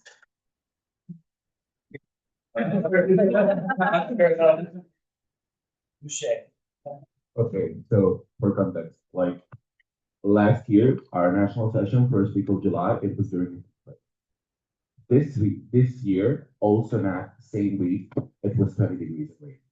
So the thing is, yeah, and the thing is, we do not have position to cherry pick venue, especially for such loud crowds. Our schools do not have AC. Our dormitories do not have AC. So if given by this proposal, combined with that, if we're not in position to choose, combined it by the fact that, which I just made a point about, climate change, very unpredictable weather, that's not something that we can influence on. That's not even something that, we can know for sure, except for like being outside that week and seeing what's going on. Like that's how unpredictable sometimes it is. Like I think that this proposal does hurt some NCs more than others, especially given the fact when we look at a bigger picture, like who has different capacities, infrastructure, and also like who is affected by the climate change more, I guess. So thank you. Thank you, UOP Serbia. One might even say this year you are having Dutch weather. Speaking of, let's move to the Netherlands, as promised. So our question actually goes to the governing body. It is basically, what does implementation of this policy, what would it mean for compliance? Like what happens if something goes wrong on accident? Because also weather's unpredictable, venues are unpredictable. Yeah. All right. Since this was specifically requested, we will take the direct response from the governing body. So in terms of compliance, this is something that would then relate to safety standards at events. So you do understand this is something that right now the safety system would work on. So this is not something that we would work on in terms of NC compliance. It's not something we would work on and now in terms of what would be the standard and how would it work, that by and large depends on the original intent of the auditors and how the BNC understood this. And very importantly, it also depends on what are the actual circumstances. So it's a bit hard to grasp, but there are these open questions. So perhaps also the authors can maybe reflect a bit more on how would they see it in these circumstances, because that's also how we would enforce it. Thank you so much for explaining. All right, for time reasons and also because we a little bit have the sense that a lot of points go in a similar direction, we suggest that this second round will also be the last round before voting, and we will take one more point. And that point will be from UAP France. Oh, okay. UAP Switzerland is using their joker, so we will have a point from UAP France, followed by UAP Switzerland.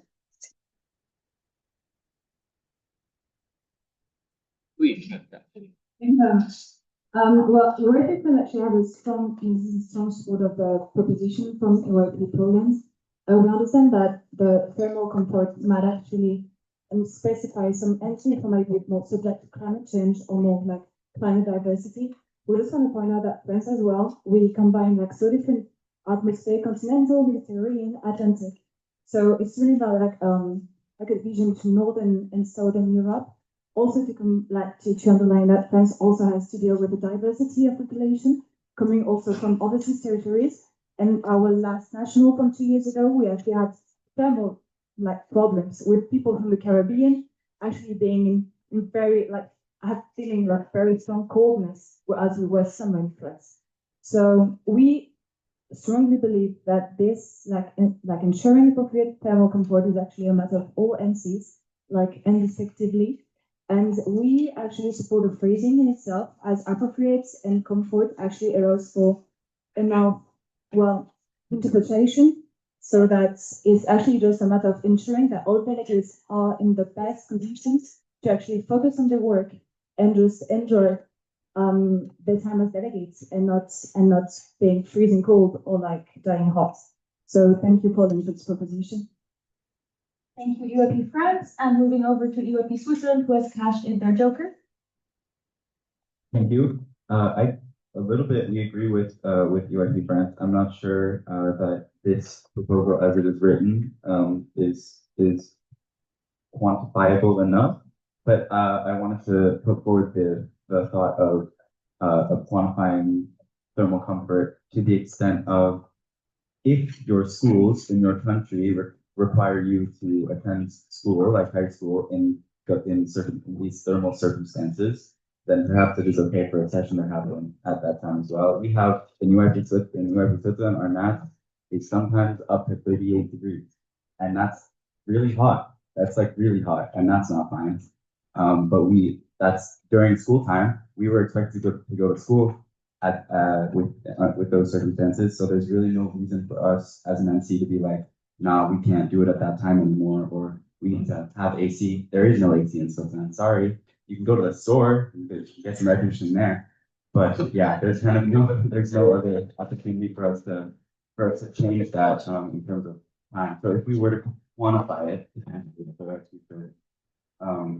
proposal, that's kind of what I would suggest. All right. For time reasons, because this was already kind of the joker point, we won't give a direct response, but we will return to UAP Poland for a response.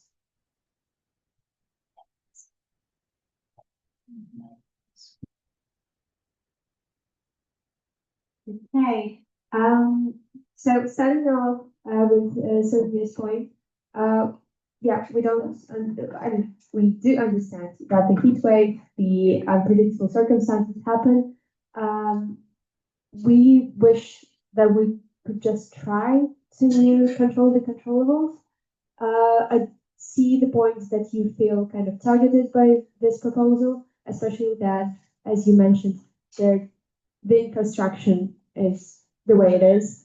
But if there is a way that you can find and accommodate, if you are in a larger city, to find the venues which would suit most of the participants, this is what we kind of aim for.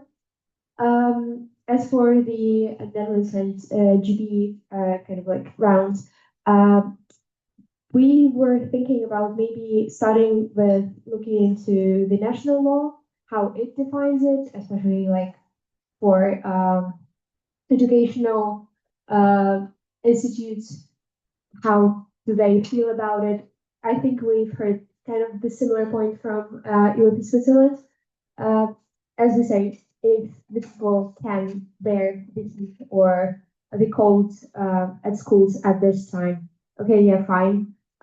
Maybe if there is no way to find the AC, just give a heads up for the participants. For instance, we don't have an AC in our, let's say, working venue. Could you please bear this in mind? Take a fan review or warmer clothes, etc. And it will be a good way to start moving towards the thermal comforts of all the participants during all the such elements. Thanks.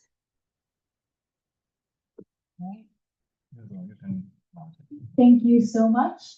We have also received a proposed amendment that Adriano is processing right now. This was submitted by EYP Azerbaijan. I know there were also perhaps some others in the work, but for time reasons, we will simply take the fastest amendment in this case. We will take the fastest one simply because we saw earlier having multiple that we then weigh against each other is quite complex, and because this time we no longer have the time. While Adriano processes, we will give EYP Azerbaijan the floor to in 30 seconds or less. They're not Explain. conflicting. They're not conflicting. On two different clauses. Oh, wait. No, you didn't amend the number, don't you? Is it always on the same clause? Why can't it's all in just one clause. Yes. Oops. Thank you. So as we said, we will only be taking the fastest amendment in this case. Is there a microphone near EYP Azerbaijan right now? All right, in 30 seconds or less, please mention your rationale. The text will be on screen in a minute. No, just 1 second. Both amendments are more or less the same, so we will show you. Well, be on screen, but we built this amendment as justice to both the proposing entity and for all of the discussed. So we made a small change that everyone to all participants, just to make sure that there's no responsibilities to take care of like everyone in the building, the venue, being sure someone else or something like that. And instead of all parts of the event program, we changed it to during the event program aspects that reside. Everyone mentioned, in the snow outside that is not within the organization. And also with transfers, I believe the White Greece mentioned that if minutes is very cold or very hot, and that's also something difficult to manage. We can't really, force that on organizational teams, organizing. So we feel like, reside within does, mean fans and radiation or whatever those, and radiator, yes, thank you, and so on, so on. So hopefully it's a good kind of in between. All right, Adriano has labored very hard in order for you to be able to say this. There is a little comment in blue, which Adriano will explain. The blue one is the amendment from EYP Bulgaria. I'd say they more or less, within a venue, we can include venue accommodation in the venue definition. So if Bulgaria is okay, we can just, okay. We will vote on the black, just ignore the blue part. This is the amendment. Thank you. All right. Since this also ultimately seeks to amend the policy on safety and welfare, this amendment also needs a 2/3 majority to pass. All right. All in favor, please. This is a real vote, so we need both your committee placard and whatever you are voting. Please, high enough so we can see it.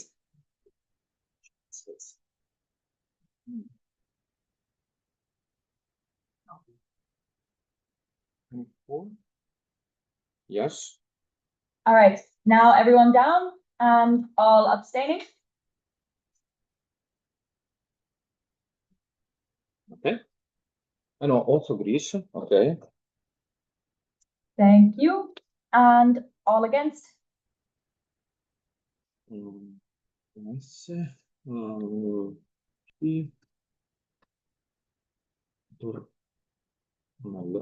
UK.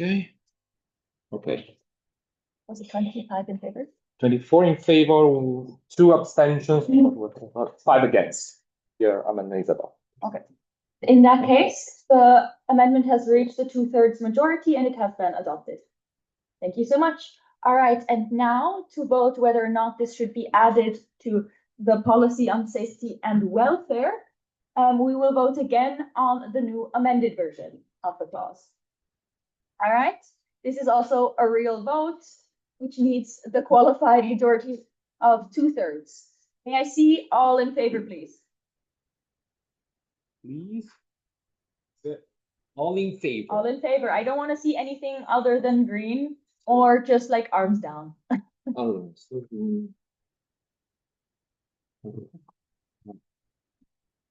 Bless you. Thank you, may the Lord bless us. This is a secular organization.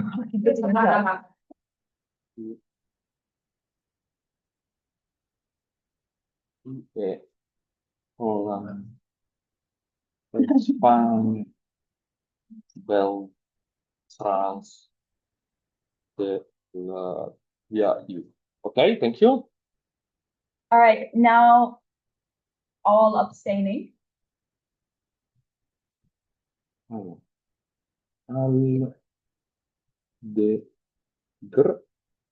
Okay, thank you. Thank you, and now all against.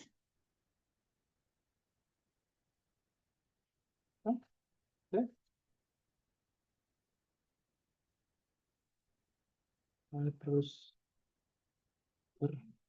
Can you show me the actual country placard, please? Easier. Just another. I know your face, Anna, but it's easier. Thank you. We have 1, 2, 3, 4, 5, 6, 7, 8, 9, 11, 12, 13, 14. How many abstentions? 19. Yes. We have 19 in favor, 3 abstentions, 9 against. All right. With 3 abstentions, the 2/3 majority needed was 19 votes. And with 19 votes in favor, this clause has been adopted. Thank you so much. Yes. All right, and on this note, we will move on swiftly to the next agenda item, which, Maggie and Eva, we're so sorry to have left you waiting. Please know that we can't apologize enough. This is very unprofessional and very un-Swiss of us. Is it possible for us to get them on the microphone? Yes, I asked them to unmute. We have their faces. They have Maggie Harrison unmuted. Wonderful. So the next agenda item will be the updates to the policy on safety and welfare medicines administration put forward by the governing body. But we will have Margaret and Eva as spokespeople. First of all, hi, Maggie. Hi, Eva. As a technical note, you can't see the presentation. I will be doing what you asked me to do. So just name the action. People are not able to see you also because it's either the presentation or you, but I will communicate to them that you are smiling, waving, whatever you need me to communicate. But we will be able to hear you. So the floor is yours. Sure. Hi, everyone. I hope you guys can hear me, first of all. This voice, I guess, because you can't see me, is Margaret. Just wave. Okay. Hi. And I think we're good to go. Hello, can you also hear me? This voice is, okay, I can say some hi. So should we get started with the update to the Policy on Safety and Welfare and Medicines Administration. I think it's the first slide that you see now is the blue one, if I am not mistaken. So next, going to the aim of the proposal. It is to update the WEPI policy that we currently have, and more specifically to update it surrounding medicine administration, and that to reflect the reality that all BNCs are going through. Next, please. A little bit of history of the proposal in the BNCM of April 1601. The welfare policy was then proposed by the GB, and it included the existing clause that we now have on how medicine should be, the medicine administration should be handled by BNCs. The then GB clarified that BNCs have to abide by the national laws, so it will be legal to administer if national law says it must be done in emergency cases, and generally how each country operates. And a little bit of a period of silence that led to the second BNC of 24, a year ago, that then CB had the topic of debate to clarify what was kind of going on and how the phrasing was, and still has been remaining up to now, surrounding the medicine administration part. Generally, there is no uniform approach that has been taken throughout the network, and this is because each country has a different national law. Some NCs appreciated the vagueness, some wanted the policy to be clarified, most agreed on the approach of assisting participants to get their own medicine or calling the emergency services if needed, and no changes have been made since. Next, please, to jump a little bit into the rationale and why we have proposed this policy change is to kind of see the rules surrounding medicine administration, or if there is not, the lack of them, and to make sure that they are governed by national law of every country. Every country needs to be following their national law and not anything else. As we said, every NC has different regulations. Some can administer medicine, some can't. Something might be, in some countries, it might be in between. And again, the rationale is that national law always prevails over EYP policies, so it needs to be followed, especially in such cases. The current policy phrasing means that BNCs kind of breach the EYP policies in place, despite doing what is needed and what is under the national law. So the general aim is to bring the EYP policies up to date with the current practices and make the life of BNCs easier. Margaret? So moving on to the proposal itself. So first, it would be an amendment to Article 13, subclause 2. So instead of specifying that an official shouldn't administer medicine, it would be more that medicines administration has to be done in accordance to national law, as I've previously explained. So this current phrasing would essentially allow NCs to kind of take that initiative and see, okay, what is needed to be done in their respective countries, rather than relying just on the policy itself. Also, I guess it would clarify to participants that, it does change from country to country, and it shouldn't just be the policy in and of itself. Yes. And also it would allow NCs to be compliant, since national law does always prevail. With this, there would also be a new clause proposed, so a new subclause 3, which would then be that if national law allows it, the administration of medicines would be done in accordance to a new proposed guideline, that is the Guideline on Assisted Medicines Administration, as long as national law allows to do so. Again, allowing NCs to really follow national law rather than relying solely on EYP policy, since national law always prevails.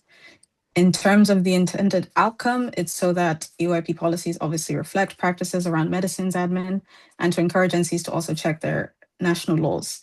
This also does give the space for NCs to be really compliant with national laws, obviously, because that is national law is always number one, and to clarify to session participants that this rule does change country to country. Thank you, Maggie and Eva. We'll now open the floor for any NC willing to deliver a statement. We had none booked and none wishing to be done right now. So we will then move on to the rounds of debate that the GB has structured in application for round 1, guide on medicine administration for round 2, and a general third round because we are nostalgic with the generals. Any point for the first round application? No. So we move to the second round, Guide on Medicine Administration, which is annexed to the, thank you, Ivor, to the meeting booklet. I'm sure you all read it. And in line with the style guide. Which is very appreciated. No points. Anything general? Maggie, Eva, you want to add anything? Okay, I see two Evas. Okay, then we will move on to the voting. Since this is a amendment to the policy on safety and welfare, network-wide policy, 2/3 majority is needed. All NCs in favor, please raise your placards.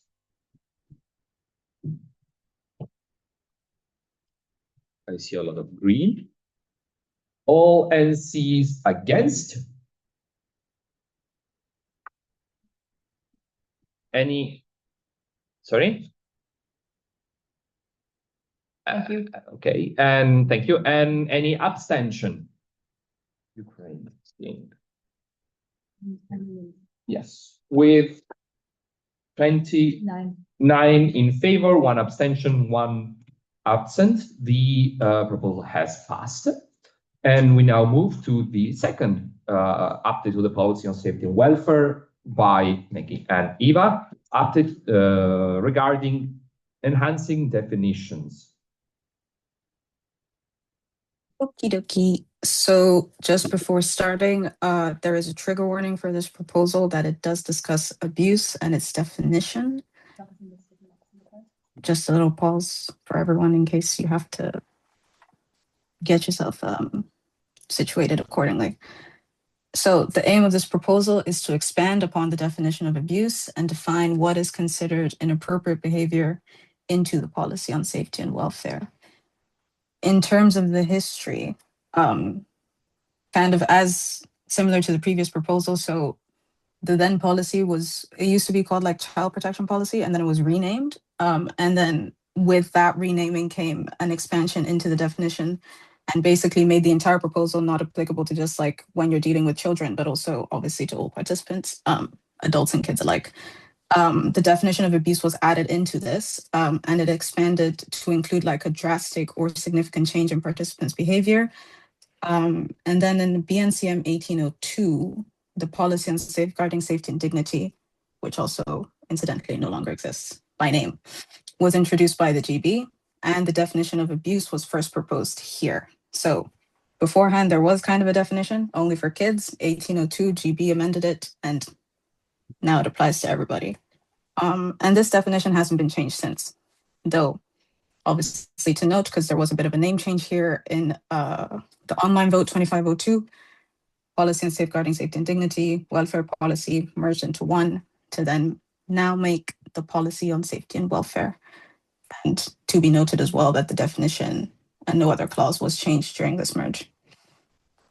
In terms of the rationale, it is to be more specific on what abuse can look like. So hence reducing ambiguity and increasing clarity. In this way, obviously, then it would allow for more potential cases to be identified, and also it can serve as a little bit of a guide on what it can look like. Of course, any of the examples given in the policy is a non-exhaustive list. This is simply some of the small factors that could also be further identified to kind of clarify what exactly abuse could look like. In terms of the proposal itself, it would be an amendment to Article 4, Subclause 5, specifically the amendments that abuse can take place towards an entity and not just people, because there is also that distinction. For example, if someone misuses organization resources, if there's defamation, etc. It is also to identify that indeed it can go beyond the scope of people. And it is also important to clarify that abuse can also be repetitive in nature, not always, but it can be. And also to specify the forms that it can take place. So that is, it could be spoken, it could be digital, and of course, more. And of course, encompassing the different ways that this can take. Again, really allowing for the different potential cases here to be identified. With this as well, a proposal for a new subclause, that is subclause 6, on what inappropriate behavior is defined as in EYP. Of course, there's always the dictionary definition. But again, given people's varying backgrounds, different contexts, how things are interpreted, could be misconstrued, etc., having one solid definition could be good to kind of concretize, and so that there's some form of uniformity on what is exactly considered inappropriate. This loose definition does allow room for interpretation, especially on whether true harm has been done in the context of the situation in hand. And here, that is super important to identify, because obviously not everything is inappropriate in every context. That being said, things are inappropriate in certain contexts. So, I mean, this definition might seem like common sense in this case, but again, everyone does have a different understanding and definition of what is considered inappropriate, depending on the context and everyone's personal background. So with this, I guess kind of to reiterate, the intended outcome here is to have clearer definitions, thereby less ambiguity, and allowing for more potential cases of both inappropriate behavior and potentially abuse to be clarified, identified, and obviously then appropriately handled. Thank you, Maggie. We will open the floor for statements. I already see the Netherlands, who are more than welcome. Yes, we know the setting for this statement report.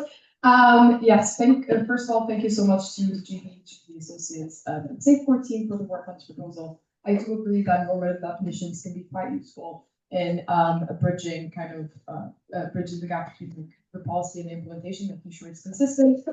And whilst I agree mostly, and I get that it's an enormous amount of work to come up with a definition that kind of could be all-encompassing for a network, with so many countries across Europe on what abuses, bullying, all of that, when definitions can vary culturally, there is one thing I would like to point out, which is for the definition of inappropriate behavior, one of the examples brought in is rude remarks.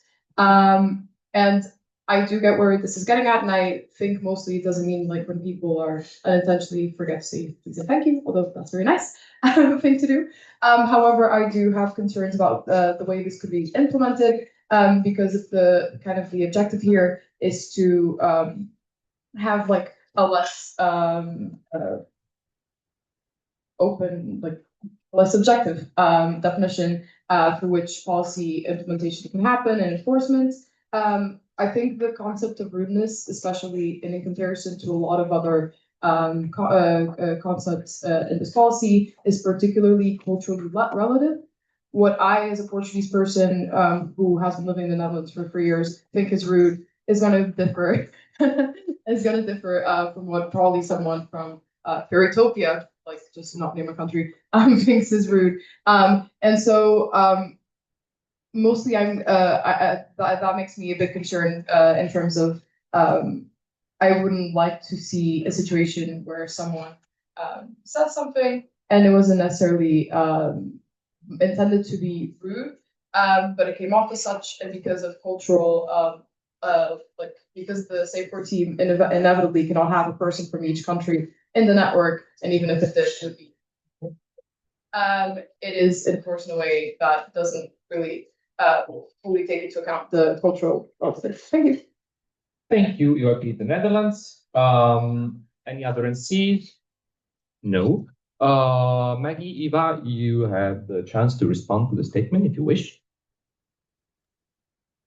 Yes, thank you, UAP the Netherlands, for the statement. I very much understand about this, what's it called? Exactly the differences in cultural background and understanding, and how, of course, everyone's understanding of what is inappropriate, rude, etc., does differ from person to person. In terms of the why, I guess you could say rude was included, again, to reiterate kind of what was brought up in the previous proposal as well, is that this is but one example of what it could look like. So again, this list is also non-exhaustive. And of course, it isn't about necessarily being rude. It could be also just like about bullying. Like, I guess in that sense, this sort of loose definition, yes, it is open to interpretation. That is the case. It's not supposed to be strict in that sense. But again, to emphasize that it really depends on the context as well, which was also said earlier in the definition. But nonetheless, thank you for pointing it out as well. I don't know if Eva or Ivor have something else to add. Yes. Just to add, this like it's a bit weird that you might think someone who works on comms did on this, but this also comes from comms and seeing that certain NCs, more than one, more than two, have been targeted in the past 365 days with these online things. We'll talk about them later, but they have been targeted. And right now, you can say, oh, this NC is shit, even with your name and surname. And this, in terms of UIP, would not be constituted as some sort of inappropriate behavior because it would not refer back to an entity or a collective of these persons. That's a very important thing. This is not to say that, you know, someone can be rude. It's an educational thing. And I also quite don't think you have complaints people themed there. I don't think anyone submits a complaint because someone's rude. And that should really not be the case. And these things, you know, these things are not, you know, we understand the concern. That's definitely never the intent of the proposal, not the of how it would be applied or how it could ever work. Also, the complaints team has many more important things to deal with than someone being rude to someone or someone even being pissed, if you will. So definitely it's not about, you know, these intercultural differences, but it is simply about having a ground to say that if UIP, hypothetically, the Vatican is targeted, we can also, you know, help. Perfect, that's it. Thank you to Nico and Maggie, and thank you, Eva and Maggie. We will now go on to the debate, which is structured with a first round application and interpretation and a second general round. Any NC willing to deliver a point on application and interpretation? I see Portugal, please. Can someone get a mic? Oh, great. Thank you, Zerojan. So basically, as I mentioned, we really had a lot of discussion about this, and one of the points risen again and again was the fact that now, I mean, it was just that and then that entities are now in a policy too, and a lot of people had issues with the fact that it's kind of in a policy in the same ground as harassment against people. It is against entities too, which for us can be a little bit confusing because what is exactly harassment against entities, and if a member reports something that has happened in the NC and mentions the NC, is that considered? What is that considered exactly? Because of course, if there's a lot of things that are not that factual, can be a bit subjective. So we're not reporting it, but like mentioning it publicly. To what extent can it be considered harassment or not? So our question is mainly about that. Thank you, UIP Portugal. To Eva and Maggie, we have a direct response from Igor and GB. Your freedom of speech is, you know, what? No, yeah, your freedom of speech is very clear in terms of what you can say. But freedom of speech, to use an American example, does not mean you can shout fire in a crowded theater. It also does not mean that you should call on NCs to stop activities because they are having certain things in their internal matters. It does not mean that you should say that these NCs should not exist and that you should continue with these perpetrations. And some people have been doing that. That's an example of what would be wrong. If someone reports something in the NC for whatever reason, that's a different case. That's not public, and that's not really a matter of some sort of discourse. But if you're trying to have a discourse, which is not discourse but Discord, not referring to the app, then that is the issue. The issue really is in the fact that someone can target now, hypothetically, UIP San Marino, and there would be nothing there. And they could say all people from San Marino are shit. They could say all people from UIP San Marino are corrupt crooks. They could say all these sorts of things. And that would apply to all people from that NC or certain categories of people from that NC. And we would have no policy ground there because it says it has to refer to specific persons. And that's also a problem now that we have with this kind of language, foul language. And of course, this is not the biggest issue of the network, but it is nonetheless an issue we have seen from practice of NCs also turning to us and saying, what the fuck are people saying about us? To use very direct language. Thank you for a very direct language. May I please also ask you to keep the microphone nearer to your mouth? You know, have a big voice, but for Maggie and Eva, it's better. Any other point to this? No, then we, oh yeah, of course, Maggie, if you want to say something, more than welcome to do so as a response to their points. They're shaking their heads, so we can go on to the second and last round of debate, theme general. As someone may say, go mad. I like that. Any relevant point? Any other points? No points? Okay, then we will be voting. Oh, yes? No? Maybe? No? I don't know. I heard something. Maggie, Eva? No? Okay. Then it's a policy on safety and welfare. 2/3 majority is needed. I would ask all NCs in favor to raise the NC and green placard.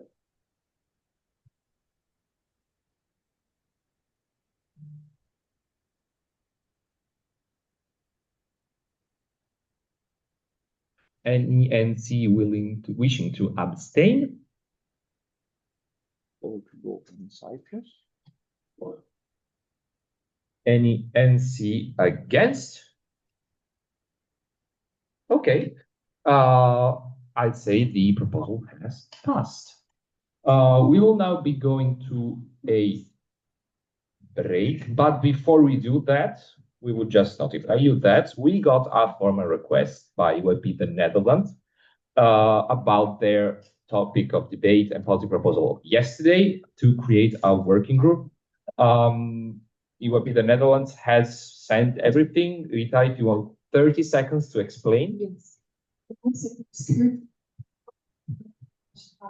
So if I could please first ask the question to, I don't know if the GB or BNC board, what information, that would be lovely. If we, because we got a very good suggestion from Maggie Billy on kind of also including another aim / kind of working plan item for the working group. Would that need to be amended, or can we just amend the working plan after? Okay, fine. Then Maggie Billy will be doing what you said in the Slack.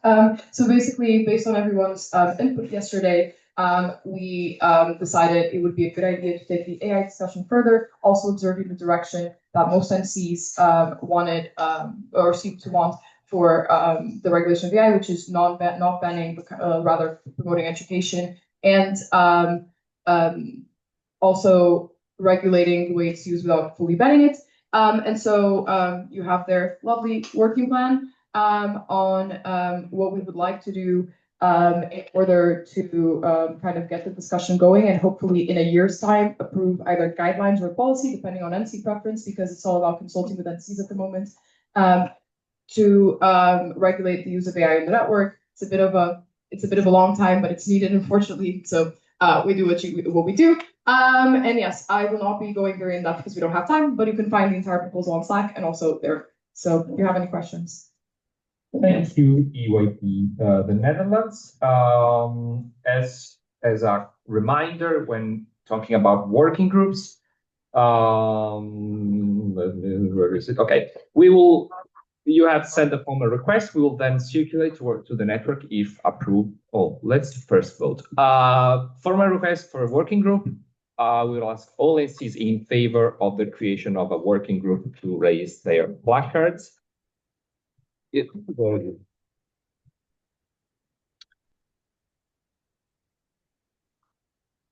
As a reminder, it's a relative majority matter. I think we're gonna get this in there, right? Yes. Any NC against? Azerbaijan, Portugal, Spain, and Cyprus. Any NC abstaining? Albania, Armenia. Okie dokie. Then the working group creation is approved. We will be telling you what are the steps. Now I say it's better for you to have like not even 10 minutes, less than 10 minutes, because you were late after breakfast. Please be here at 11:25. But there is an announcement by Annalou. Which is here. Yeah, sorry. First of all, before you leave, hand back the plastic pouch. If you already have one of these at home, you could also be a sustainable queen and hand us this back too. So that would be absolutely wonderful because then we can save the environment together. Climate action. Now, then also in this break, we will be selling some of our merch. We have some upcycled pencil cases. Each of them is unique. So come get your very special item. Also, if you buy the history bundles, you can get a vintage UAP pin, which are limited edition. So we have a lot of exclusive items here today. Come and buy them with me over there. And I think that was all my announcements. Sean maybe have more, so keep an eye on Slack.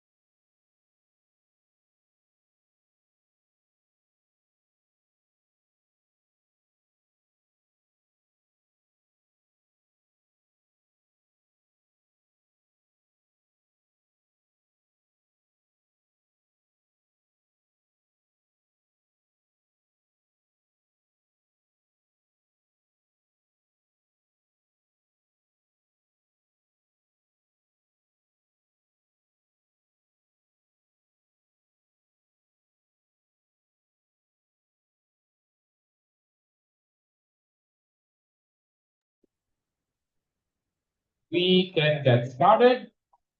Come on, we're talking about memes. Lena. EYP Luxembourg, get simple in a proper way.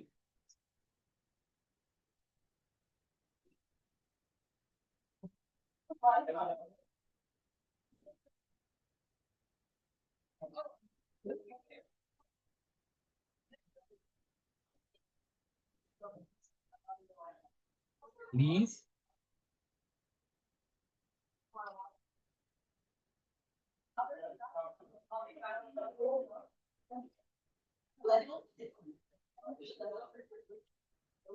I think we have a quorum, so yes. Next agenda item number 36. Publicly available confession and means by the governing body with spokesperson Maggie as GB associate. I don't know, is it yours? Oh, it's Leila. I want to see the memes to Leila. Please, Leila. Thank you. I like the spicy one.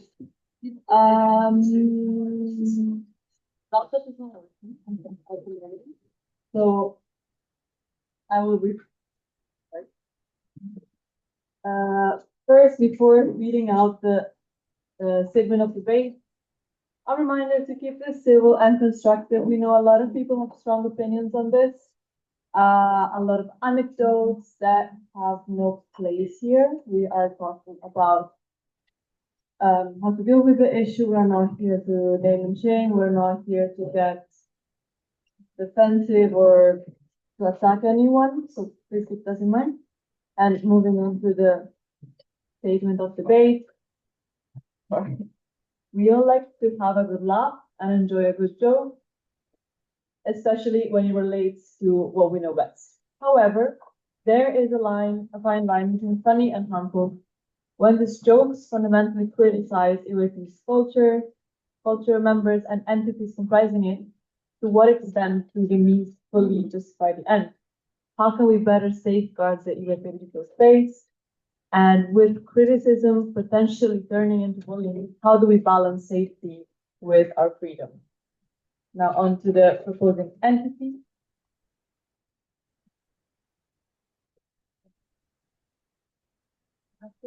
Maybe you can go. Yeah.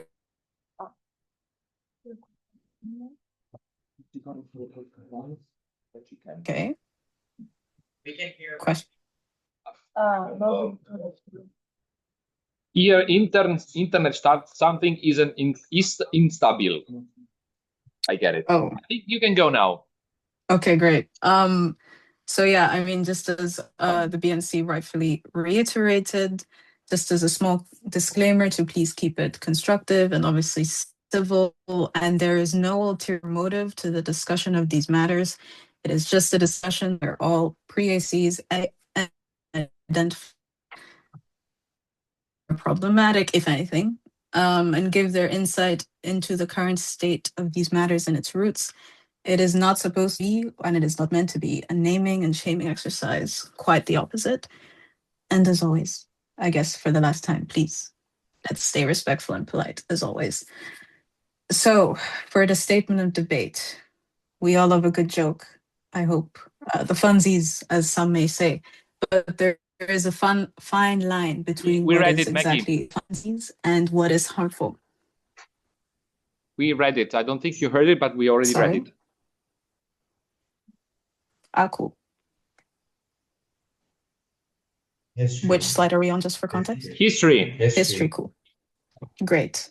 Okay, so for the history, I mean, this hasn't been brought up by the GB before, but it has been brought up by NCs, both informally and formally. It was touched upon briefly in BNCM 2402, the unkind public relations. But to be noted as well, GB was contacted about this issue during the summer.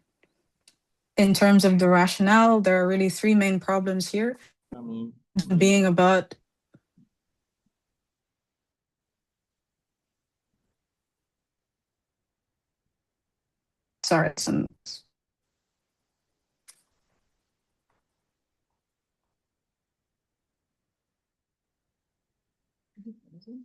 No, Maggie?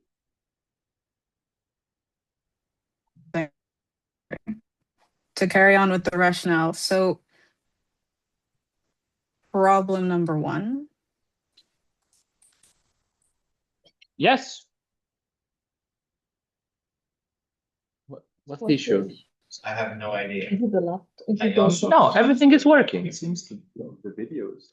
Yeah, we cannot hear her, so I'll just take over. But she's not speaking. Oh, is she not? Because Maybe she can't hear. No, I can hear you guys. Can you hear me? Yes. Yes. Okay, great. So specifically, the first problem here is what is being talked about, because there is a lot of ambiguity specifically on what is considered a joke or inappropriate, as kind of gone into in the previous debate. So, for example, apparently I do find it funny to joke about not so safe incidents that have happened during sessions, like alcohol abuse, drunk delegates running around, golden rule breaches, etc. And this is unfortunately just the tip of the iceberg. I'm not really going to get into too much into it right now because the digital trail does speak for itself. Unfortunately, this is not just memes, but also confessions as well, anonymous ones that target specific sessions, NCs, or particular group of people. And their nature are something like the officials of XYZ team was bleep, or XYZ NC is insert word. I think we can all use our imagination. And as a member, these can be quite uncomfortable to read, to say the least. So I can imagine the perspective of those who might be called out in post or in what might actually be an unsubstantiated claim. I guess the main point here is that we're all volunteers and all of our work in any capacity should be respected. And we all want our work anyway, and we want to make EYP a safe space for everybody. So, why should the few spoil it for the majority? Some of the possible consequences, especially in this problem, is that, it possibly ruins our brand publicly at that. And it also leaves too many unsubstantiated claims. Confessions are solely only from one perspective. They have zero context, often have zero follow-up on if or even how these issues were resolved.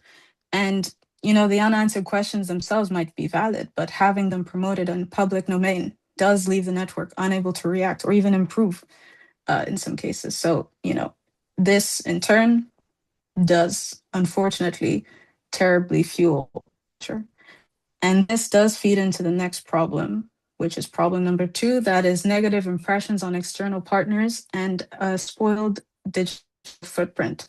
And here I must emphasize that really everything online is there for everyone to see, including partners. So the question is this what we want them to find about EYP? Is this how we want our culture to be understood? And we do work very hard to be taken seriously by partner sponsors, but perhaps this does emphasize possibly a bit too much the youth in EYP. And I know that these points can be very quickly countered. That is, partners won't check. Maybe you already have these strong established relationship with partners, and we are not the first or the last organization with this issue. So, why should we care is the question. We know that this content is only for the funsies. But again, have to emphasize that those who know the context will know, but and there have been solutions to some of these issues that have been brought up, but that perhaps haven't trickled down the grapevine so much. But again, members will always be curious to know more, and there will always be this kind of cycle. So when can we as a network say, okay, we have learned and moved on? And again, they do build on the amount of unsubstantiated claims in the public domain.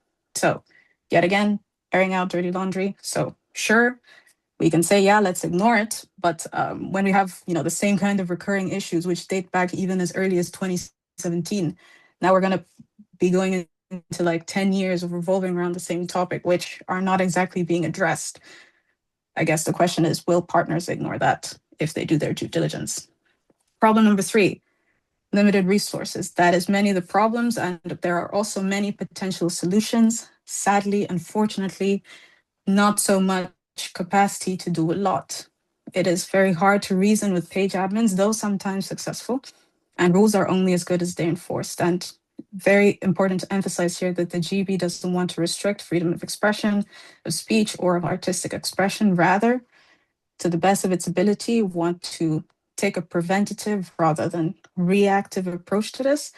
and ensure that we're all safe in the EYP digital space and make sure memes aren't abuse or bullying in disguise. And of course, try to answer the million-dollar question of how exactly can we achieve this? So to that end, some of the potential action points are, and this is a non-exhaustive list, just some options here, obviously all dependent on today's discussion. We could update the EYP Connecticut.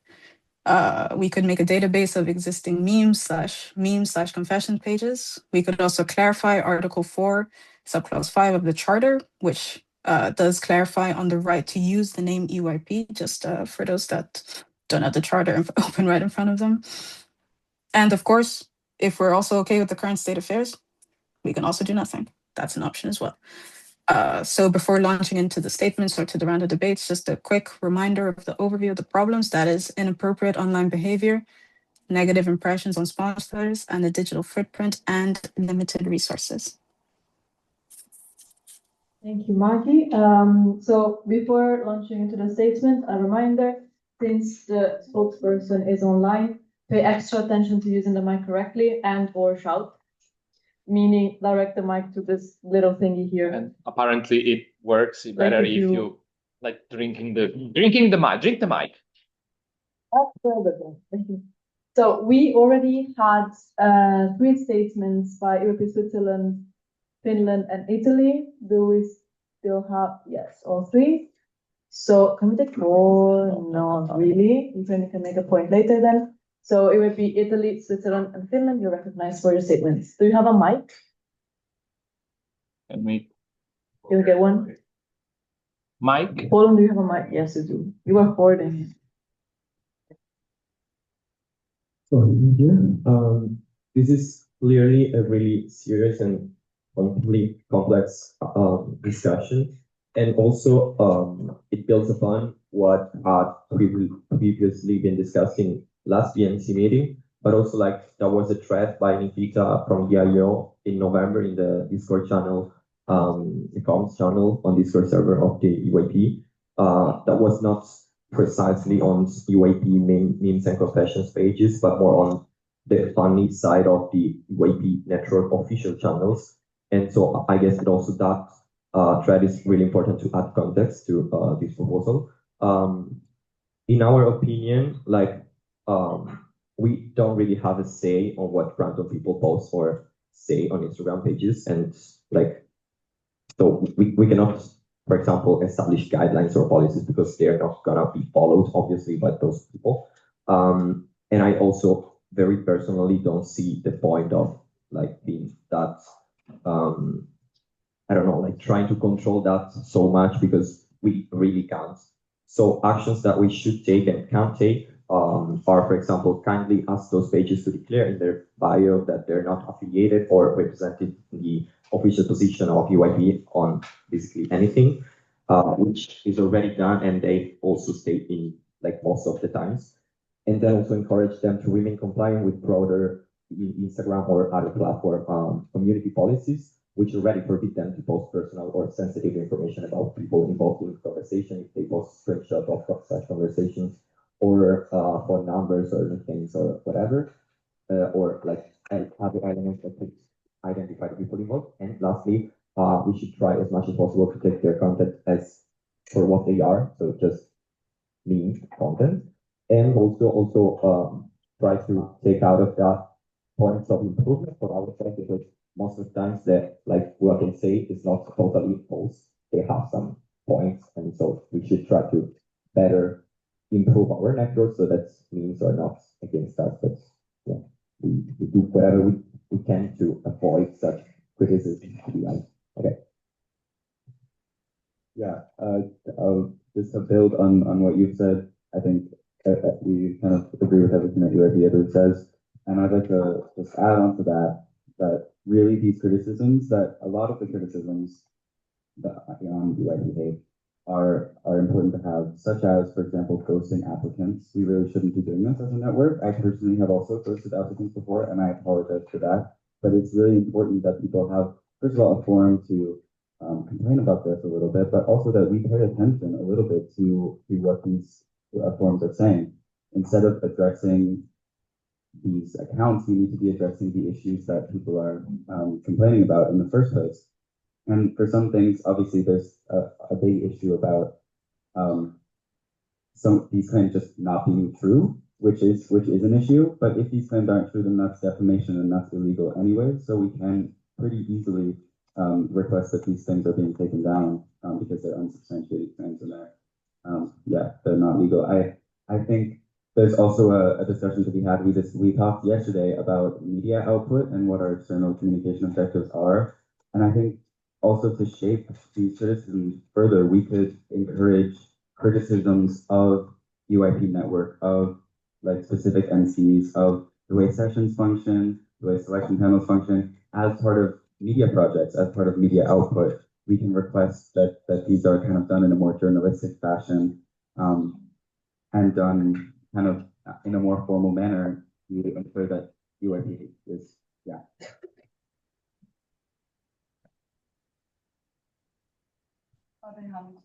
Yeah, great. Does this work? It does. They're both. No, it. Okay. They can also talk about private as well. No, because Maggie, I hear you. Okay. This should work.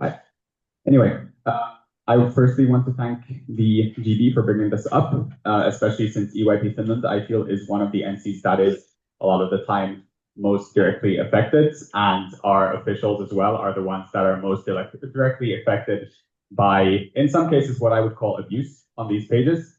I'm going to forego what I was going to say to, well, not necessarily, but basically in EYP Finland, the culture right now, because partly of pages like these ones, the culture has gone in a way where complaining is seen as something that means that you're in on EYP and that you know what you're doing and that you're kind of cool and hip because you know all of these bad things. I want to say that most of the discussion on these pages is not valid constructive feedback. It is abuse. It is people going, haha, people are sleeping together. There are valid points that come through, but there are so many better ways. For example, we send out a feedback form after all our sessions, which is underused.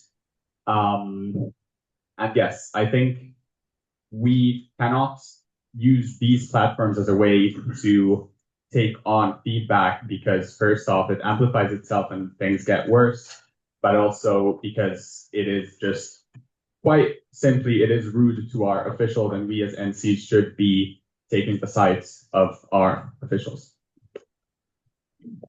Thank you so much. Maggie, whenever you're ready to respond to the statements, please go ahead. Sure. Thank you for Italy, Switzerland, and Finland for the statements. For Italy, yes, we can reach out to admins, but that does only work to an extent.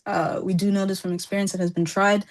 Of course, at the end of the day, it is a request to say, hey, could you please do this? And then you just kind of hope that they do.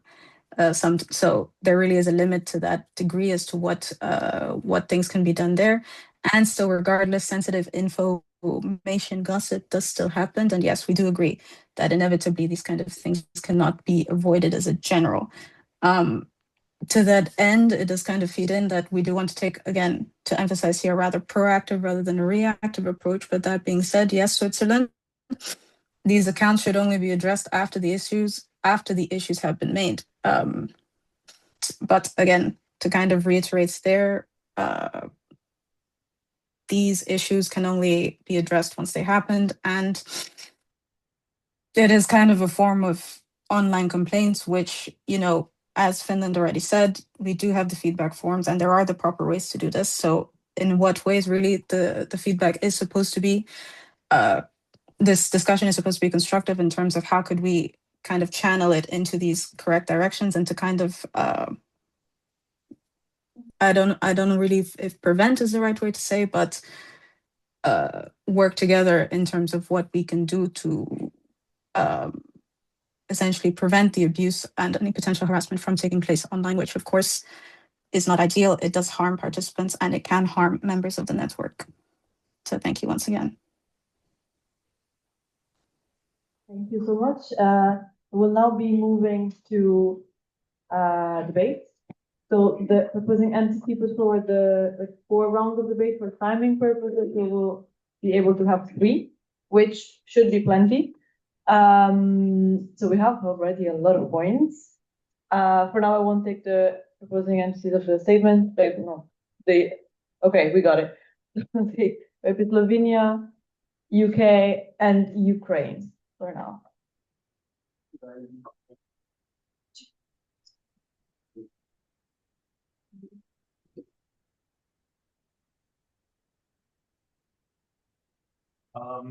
Yes, so just a quick point. First of all, thank you, Margaret. I'm going to speak in the same capacity as the associate for communication. During the communication check-ins, we are already urging NCs to try to do something. Of course, it's hard, but we are the people that shape the event where the newer generations are going to be involved in this. The people that are most likely to be involved in this types of gossip of information sharing, and then we urge you, do you need to, what can you do? Some things like not following these pages with your NC accounts, it sets a very good standard. Don't laugh, it's true, some people in this room have it. We will start policing that soon. Not policing, but like set the example, try to look for, of course, these conversations will happen. There are, as the proposing entity already said, there are not a lot of ways of practically fighting this, but we are urging also we're talking also with the NCs. Part of the communication check-in is like, hey, how do you handle it? Especially since some NCs are more affected than others, as European shared with us. That's a very big concern that we have for everyone else. Especially we have seen things targeting sessions, and we don't want this also because of the participants that took place in that session. They're like, oh yeah, I went to this very bad session, even though I enjoyed my time, but apparently the network think it's very bad. So yeah, do your role as well. Hi, can you hear me? Cool. I think I'm gonna respond slightly to BYP's statement earlier about like we as a network should focus on our own internal issues. Because while I agree that's an incredibly valid point to make, I think there's also something to be said for recognizing that this is a network of volunteers. And sometimes what happens organizationally cannot be predicted. But what happens with these meme pages a lot of the time is people get held to incredibly high standards organizationally. So you get like comments and complaints coming from delegates. I know because British delegates complain a lot, but you get like comments, complaints basically where delegates will say, oh, this was a terrible session, this is terribly organized, blah, blah, blah. And that isn't necessarily reflective. It's also incredibly disrespectful to people's hard work. I think we should be mindful of the standards that these meme pages are holding people to, because again, it's kind of crazy to have your first time head organizing or your first time doing something serious with youth, like work and volunteering, be publicly critiqued and ridiculed and more. Okay, so yeah, it works, amazing. So at first, big gratitude to proposing entity for actually bringing it up and having giving us a possibility of discuss this matter openly within the network while respecting fostering democratic values within UIP. Recently, we have noticed how such practices undermine the work of the entire nation within UIP and how it creates and fosters and spreads harmful narratives. And as we have mentioned yesterday, and Ukraine really eager to discuss what can we do as a network together to respond to it, because it impacts all of us, it impacts NCs, it impacts participants, external partners that was mentioned, and because I want to reply to Slovenia, like, or was it Switzerland? Like, can you please put not being affiliated with UIP? This does not resolve all the issues that are out there. And speaking of feedback form, the probative value of such feedback has incredible prejudicial effect. So we have to actually think of what can we do while also not undermining the democratic values within the network. Thank you for Ukraine. Before going back to the proposing entity, we'll take a point from UWP Sweden. We have the mic very closely. Mike. Thank you. Thank you, Ukraine. UWP Sweden will argue on the contrary. We believe that these pages are fueled by interest. So, like, the more attention you give them, the more they work. So, UWP Switzerland said, if you ask them to remove, first of all, the UWP name of their page, you indirectly like stop you link them like like you don't encourage these pages, and if you like don't give them attention, they will die out. That's how it works with many high school pages with gossip. Thank you. And second, count. we will count. I think, and this is a NC perspective, these pages have been already far too long. Like they've been here for far too long. They are not dying down. Engagement keeps on growing. If anything, there's more submissions, more posts, more everything. 30 seconds. Fair enough. Okay, so Mikey, you have yeah. your time to respond now. No, that's I'm starting to. Yeah, I mean, thank you first of all for raising some of the issues that you as NCs have encountered as well, and kind of how, and also thank you Slovenia, especially, or rather Joao specifically as also another GP associate on comms, for raising some of the things that NCs can do to kind of, let's say, nip this in the bud, that is not following these pages with your official NC accounts, and kind of urging the NCs as well to also take a proactive approach in kind of dealing with this, because it's not only a GB thing, it's certainly also to this extent an individual thing. And to say to not give them more attention makes them stronger. Slovenia kind of responded, but I also do have to partly disagree. If we do ignore them, I mean, as I said, gossip is a widespread thing, and we do have this kind of gossip culture. So yeah, I guess some of us could ignore it, others won't. And then, it also kind of ties in with, yeah, you're seeing NC, maybe the official NC board's accounts aren't following them, but then NC board members' individual accounts are following them. And then to that extent, you start raising questions of, a prezi of this NC is following this meme page. And then it kind of goes along like that. And then the gossip and then the comments. And it's kind of like a really nasty thing that kind of feeds in and of itself. So some may ignore it, yes. Some have ignored them, yes. But unfortunately, these issues do still persist because these pages are public for a reason. They're trying to get attention. Unfortunately, in more ways than one, somewhat succeeding. So again, going back into what we as a community can do, and if there's anything that the GB inherently could do. Thank you for your response. We'll open the second round. Romania and the Netherlands. For that, Oh yeah. if I may say, the question why we also have the COD is not necessarily just to debate the pro and contra of these things, but also what do you want of us to do. We have received a lot of different UAPers, some even NC board members reaching out to us privately or more officially and asking us to do something. Right now, it's not clear what we can do. It's also not clear what you as a network want us to do. So we also perhaps focusing a bit more on that rather than high school gossip might be good. Nothing against point, very bad, by the way, but just to say so. Yeah, exactly. Be pragmatic and concrete. Romania and the Netherlands have been raised their hand for a lot, so you recognize. And wait a second. And also Switzerland has been there for a bit. So after you. Right. Now, I also gonna kind of put this also as a GB associate for free NCs development hub. Yeah. So I think the issue of having the UIP in the name there is that those pages appear quite far if you if you just search UIP. And I put it as a maybe because we have that new people that are not in UIP, countries that are not in UIP and want to get involved. Let's say they start researching UIP and they see the UIP network page, and the second page they see it's a meme page. They will get such a false impression on that, and maybe they will even feel discouraged to even get interested on maybe establishing UIP in their country. Maybe not, but it's another perspective we can think of. And I think that's why it might be problematic to have the UIP name there and to be associated name-wise with those pages.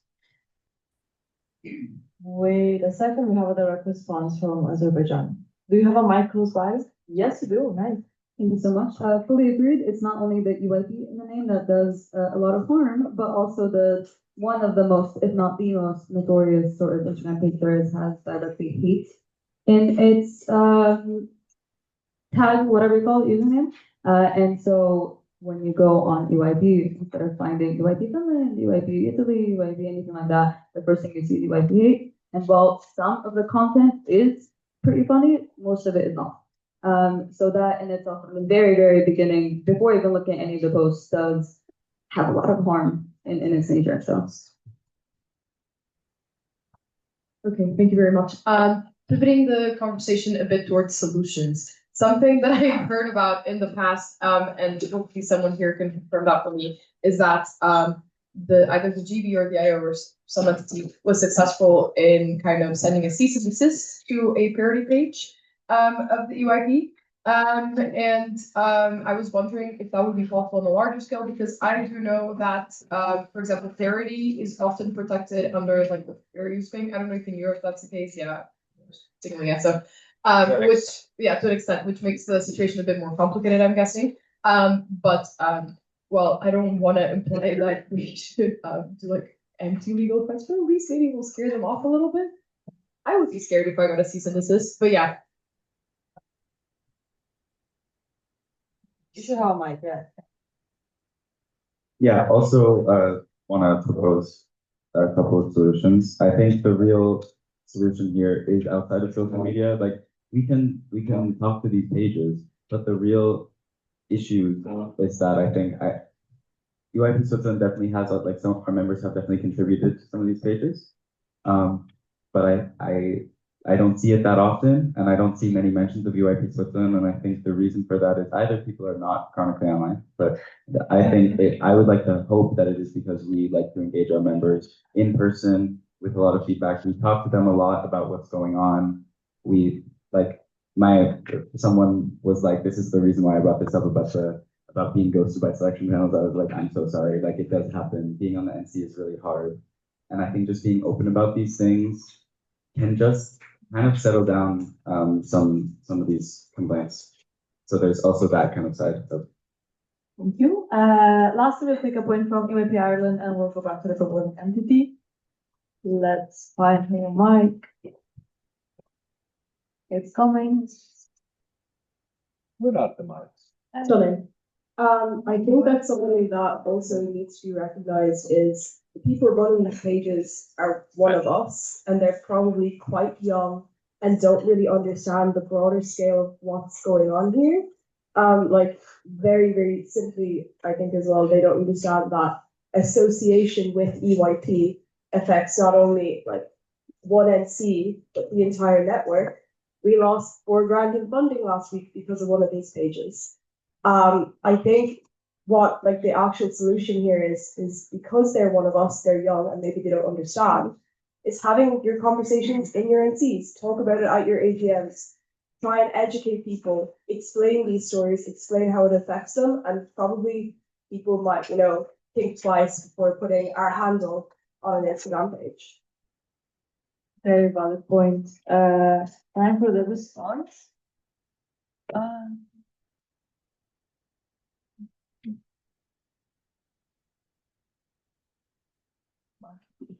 Wi-Fi permitting or?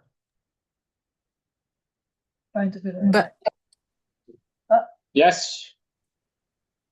okay. Thank you for raising all of the issues.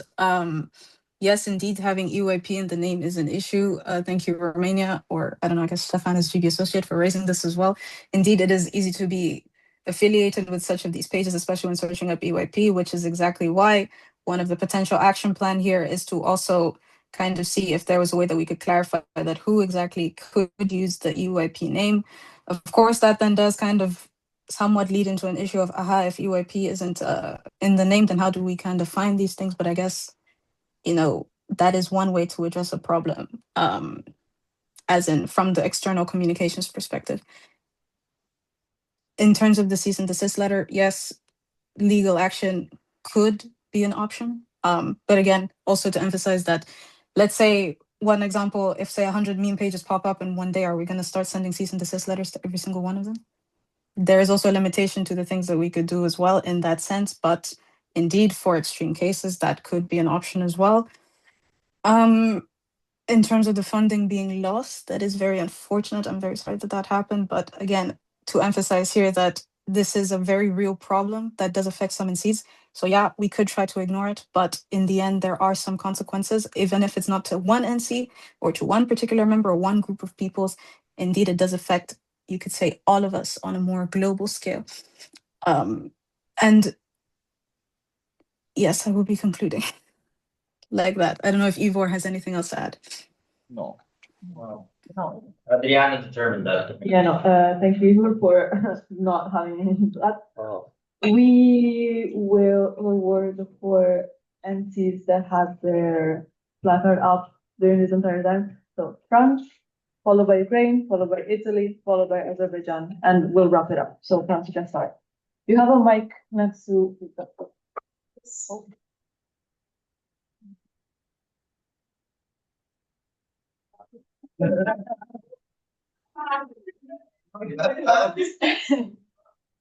Thanks for the intention. It's actually interesting how we were discussing with Gauthier how those issues seem very far away from France, from the French network, which is a bit surprising how, considering the number of people that we have and how actually our structure is very similar to the old YP structure. And trying to think about how different it is, we actually realized, and we hope that, like going back to what Switzerland and many other entities were pointing, is the lack of attention that we put on those pages. None exists in France. We believe that it's also because there's many bilateral communication between members. It means that if there's an issue to be underlined, people or delegates can easily find someone to refer to quite quickly. I also believe, and I'm sure that UIP, like France members, actually very surely contributed to those kind of pages in their network. But we believe that maybe thanks to a very good accompaniment, like from our NC boards, every issue has been quite easily reported quite quickly. Same for the NSP and ESPs. We had maybe that's the same for the other, but we have a very strict speeches on dignity and respect at the beginning of every sessions. So obviously we know that it's not solutions, but it's just interesting to see how those kind of practices seem to be working in France. And lastly, about the EYP name, we have in France a legal an entity who actually protects the name of EYP France, and they are legally entitled to intervene. So I don't know how it works in the EYP network, but that's the question actually. Right. Yeah.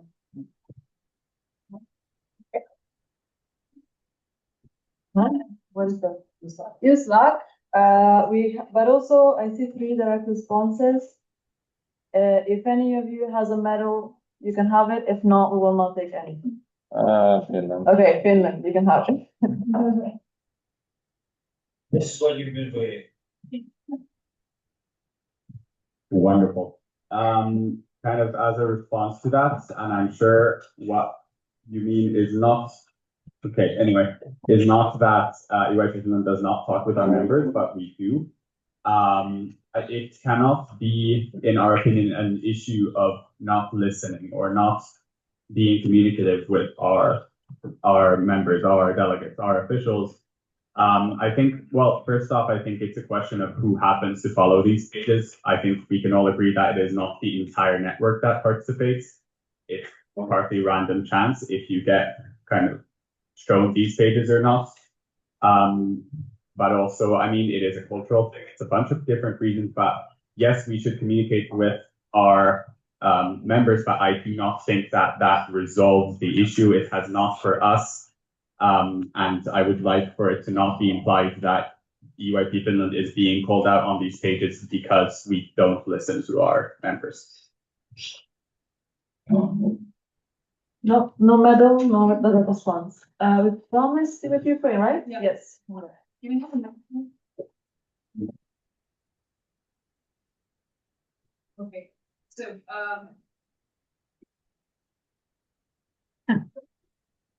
Good. wait, yeah. Stand up. Okay, like this? No, Yeah, works? Stand up. Okay, amazing. That's probably. Yeah, I don't have much. Yeah. So what UIP Ukraine proposes is basically to start doing something, because like basically our main concern is the fact that as Azerbaijan has mentioned, that it started pretty innocent and it was funny jokes about the network. Now we have a lot of actual hate comment that contradicts our values as an organization. And what we were thinking that effective mechanism would be is attributing of personal responsibility as NCs. So, for example, if we find out who is affiliated with this organization, we can use the mechanism of sanctions that we have within our entities for breaches of the policies. So, for example, like example of UAE Ukraine, that we have auditing body, which safeguards that our members are working in accordance with our practices. So, if we see the breach, they have a call with auditing committee, which determines on sanctions. For example, red list. Red list means that when there's application open, your name will be viewed as the last resort. Or we have blacklist when your name is not even being viewed for any opportunity. So maybe we can actually use this as effective mechanism because this does not undermine the democracy. Because again, we do not want to not let anyone say anything about UIT, but actually they will come in force only when it actually becomes a hate speech and when it's contradicting our. Yeah. We're so sorry, we really cannot take direct responses. We are already half an hour late and we have strict timings for lunch. As promised, it would be Italy can deliver your points as long as it's shorter than your statement. Yeah.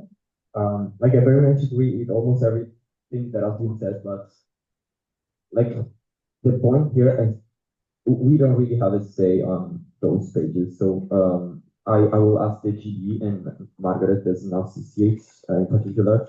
Do we have like an actual in our current policy framework? Would it be possible to give them like a strike or at least prevent them to use the UAP logo or UAP name in their names? Or if not, could we amend current policies through introducing the ability for the GD to do so? Let Joao respond. Okay. You can also type it.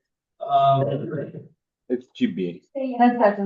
Policy, Yes. no, our logo cannot be used by them because like it's our logo, it's a UIT logo, we cannot modify it or use it in another way, but policy does not allow for that. Like very shortly, but we can allow it. We promise the last point to Azerbaijan and then we'll go back to the proposing entity. Thank you. Okay, so I would kind of like to shift the focus of the conversation a little bit to both the problem and the solution, and I do apologize if this has already been mentioned. But one of my main concerns is that yes, there are okay, this happened, that happened, and when there are these kinds of events happening, like yes, one or two people might see it, might comment on it, so on, so on. But what concerns me is how specific some of the information has been out there. This specifically happened. This person was affected, so on, and usually it's by those people who were not even involved from the very beginning. So my focus is on perhaps EFCs. If there have been any confidentiality breaches, if anything like that has happened, because that is something that we can control. That is something that is our responsibility to kind of oversee, especially if these people within our entities were trusted enough to be responsible for the entire well-being and welfare of our participants. And so, what Switzerland earlier mentioned how we have to start within our own entities. Everyone else has agreed. This could be the first kind of baby step to kind of, round it all out. And can we perhaps think of like a statement, like, hey guys, be respectful from like the UIP main Instagram pages, just to shine light on it, but not really propose any restrictions or anything like that, because we all know that bans don't really work that well. Thank you. We'll now go to the response to the last round of the debate. Oh, yes.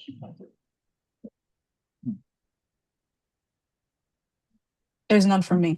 I don't know if you have anything. No, in the interest of time, we decided to make for input. Okay. Well, then for input then.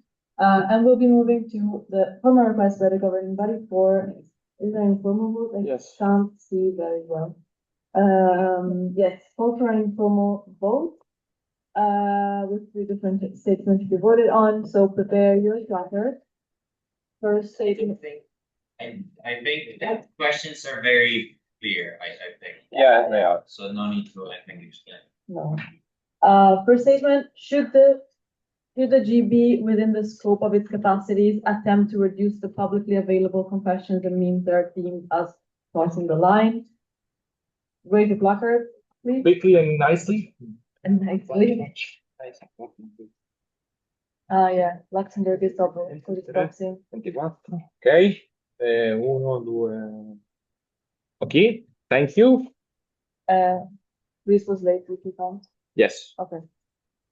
Second statement, should the EWP netiquette be updated to have clear guidance on safe online behavior?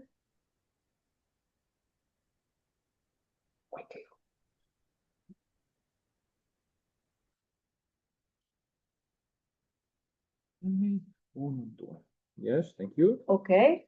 And third, should there be a clarification on the use of the name EYP in relation to these social media pages?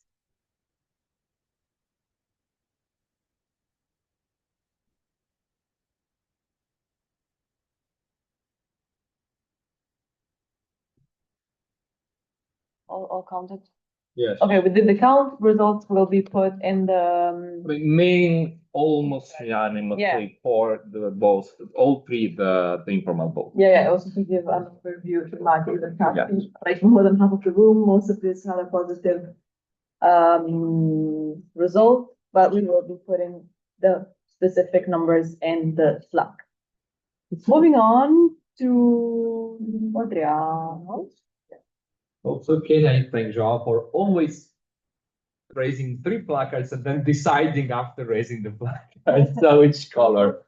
Good. Update to the policy on selection of international session official country code applicants. I know this was both by Vedat and Igor. Vedat had to leave, so Igor will be taking up. Please, governing body, I am sure you will rush through this as you always do in an impeccable way. Can we get a mic? And can the rest of the room do the shift quietly? You should be able to hear me. Yes. Now, in terms of, yeah, let's rush through it. In essence, the essence is we want to standardize a way in which people who have certain different MC origins compared to where they started, that they can be classified accordingly without any manipulation possible from those people. And this also relates to a wider issue we have seen of some people having very targeted approaches to which IS they are applying. Let's go to the next slide, please. To which IS they are applying because of their cluster balances or even nationality balance, or they're trying to get a different nationality for the sake of being selected. Our opinion is that's not cool. So that's why it's their history. Let's move for history. You can read about history. And essentially, what we were trying to come up at GBM 03 in late June was some form of a genuine link a person would have with an NC or whatnot by using the original sort of position. The original position is that you started off somewhere and that is still your NC of registration on the members platform. Now, then we also added some rules in case there are these conflicts, because otherwise all such classification is arbitrary. And it is arbitrary for a simple reason that it is, well, not codified, and that also we, the HR officer, within the IO nor the governing body don't have a very clear system of rules there. So it's also a way for you to have democratic input on how you want this to work. Now, in terms of going there, next slide, please. Next, could we go to next slide? It's not nexting. I am nexting. He's not nexting. Ah. Aww. Yeah, because I have to really stand up here. Yes. Wait, oh no, he's very slow again, isn't it? Yeah, so this is the phrasing essentially, and it's included in the annex. What is there? I'm standing up just because I will point to some things. Yes. It now, will be pointed. Before we get confused, please listen to me very carefully now. 90% of applicants are like this. Their NC of their first event is the same one that they are registered with. Most of the people in this. Well, this is the Netherlands. No. No? Belgium? No? No. What country is this? Oh, really? Yes. Well, for France. Wi-Fi died. That's. Oh. Yeah. It's nuts. Anyway, 90% plus of applicants have, like me, for example, my first event was in EYP Croatia. I still identify with EYP Croatia. It is about the other 10% that we are trying to find some sort of a genuine link, something to make sense, and something that cannot be just super random to the point that someone, did one event there and is now going back or whatnot. We're coming back. And now we should be coming back.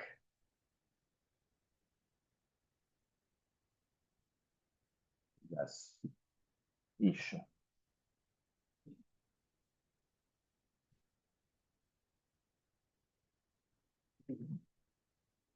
He's very much thinking about it. Yeah. I wanted to physically show this because the whole point was about that. So this is the one slide that had to be there. Yeah, maybe you can, yes, maybe that can also help. But in essence, there's a hierarchy of. I really hope this happens, but I'll sit down and wait then. Because I wanted to show you, like, there is a hierarchy of things that we are trying to go for in terms of saying, okay, if you've been previously in NIS with it and registered, yes. Oh. 467. Is absolutely not readable by them. Yes. Is it? Oh. It's not readable, no. Post it flat correct, so you can click on it, just follow which cell you go. Yes. So the first cell is and where it says most applicants are like this. This is what I said. 90% plus of applicants are like this. This means that the rules below do not apply to them. So when it comes to the first row, that is the case for everyone, or almost everyone, and the case ends there. For everyone else for whom the case does not end there because they have a different NC on the members platform compared to their NC where they were first at, then we are going for a set of hierarchical rules which try to firstly rely on have you previously been at an NIS? If you have, it's that NC that you have registered with before. For goodness sake. It's good exercise, I guess. Yes. I won't. So, first cell, I said so. Second cell, their first IS NC registration, whether you were a delegate or an official or something like that. If you have not previously been an NIS, then we are thinking, okay, let's try another strong, meaningful link. For us, that would be NC boards. Why NC boards over HEJOs? Because HEJOs are in the category below, because we believe that NC boards present a more long-term commitment to an NC than head organizing a single event. This means that that would go, as I said, NC boards, HEJOs, sort of the same shtick. Haven't been an NC board member, haven't been at an IS, then we go with HEJOs. If not that, sorry, then we are, and we think almost no one should fall into this category, but we still put it in there just in case. Then we are sort of going with where have you been most in EYP. So NC you have attended most events at. In case there's a tie, we also have a system of rules. How likely is this? I think very unlikely. This might be somewhat likely for like 9% of applicants. Then again, 90% are here. And all of the rules that I'm sure there might be questions about would not apply. So that's essentially also how to read that hierarchy. It's not about all of these considerations together. No, no, no. It's simply about people who have a different first event, that they first attended the UAP and NC registration on the members platform. And that's it. And sorry for the technical stuff. But I am sorry. Okay. Thank you to the governing body. I see we have Netherlands and the United Kingdom willing to have a statement. You can while I try to fix the slide. Right. Netherlands, they're in front. Something on my end. I did try to read the proposal thoroughly to see if I could get a better grasp. However, from what I understood, the aim of the GB with this proposal would be to avoid kind of strategic application to ISs based on clusters and kind of make the process a little bit fairer. In terms of, yeah, okay, perfect. Which to me, this doesn't seem quite, because my like it would do it, because my understanding of how this was done up until now, at least, is that it is always your first entity of registration, which, or the one you went first with to an IS with, which is pretty straightforward. Not sure if this is because people, so like it doesn't give way for people to, for example, change NCs in some way. In any way, shape, or form. So I like generally I'm a bit confused by the proposal. And would love to get some clarity on the end of the GB. If it is the case that we already have like it's already kind of unchangeable, and the reason would be to avoid a strategic application, I would generally be against, because it's also quite a, I would love to get some clarity on the end of the GB. If it is the case that we already have like it's already kind of unchangeable and the reason would be to avoid a strategic application, I would generally be against, because it's also quite a, like like I think it will be a very hard thing to enforce. For example, using myself as an example, I am a board member of UIP the Netherlands. My first event, my first IS was with UIP Portugal, but I don't think that GB would have any way of knowing or like looking in the MP for which NC I was registered with when I did BIS as a delegate. Maybe you can infer from some things, but yes. So just wanted to kind of put those thoughts out there. Thank you, the Netherlands, United Kingdom.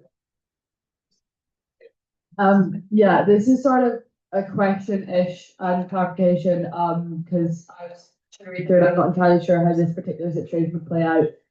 In that we don't allow dual membership as a thing.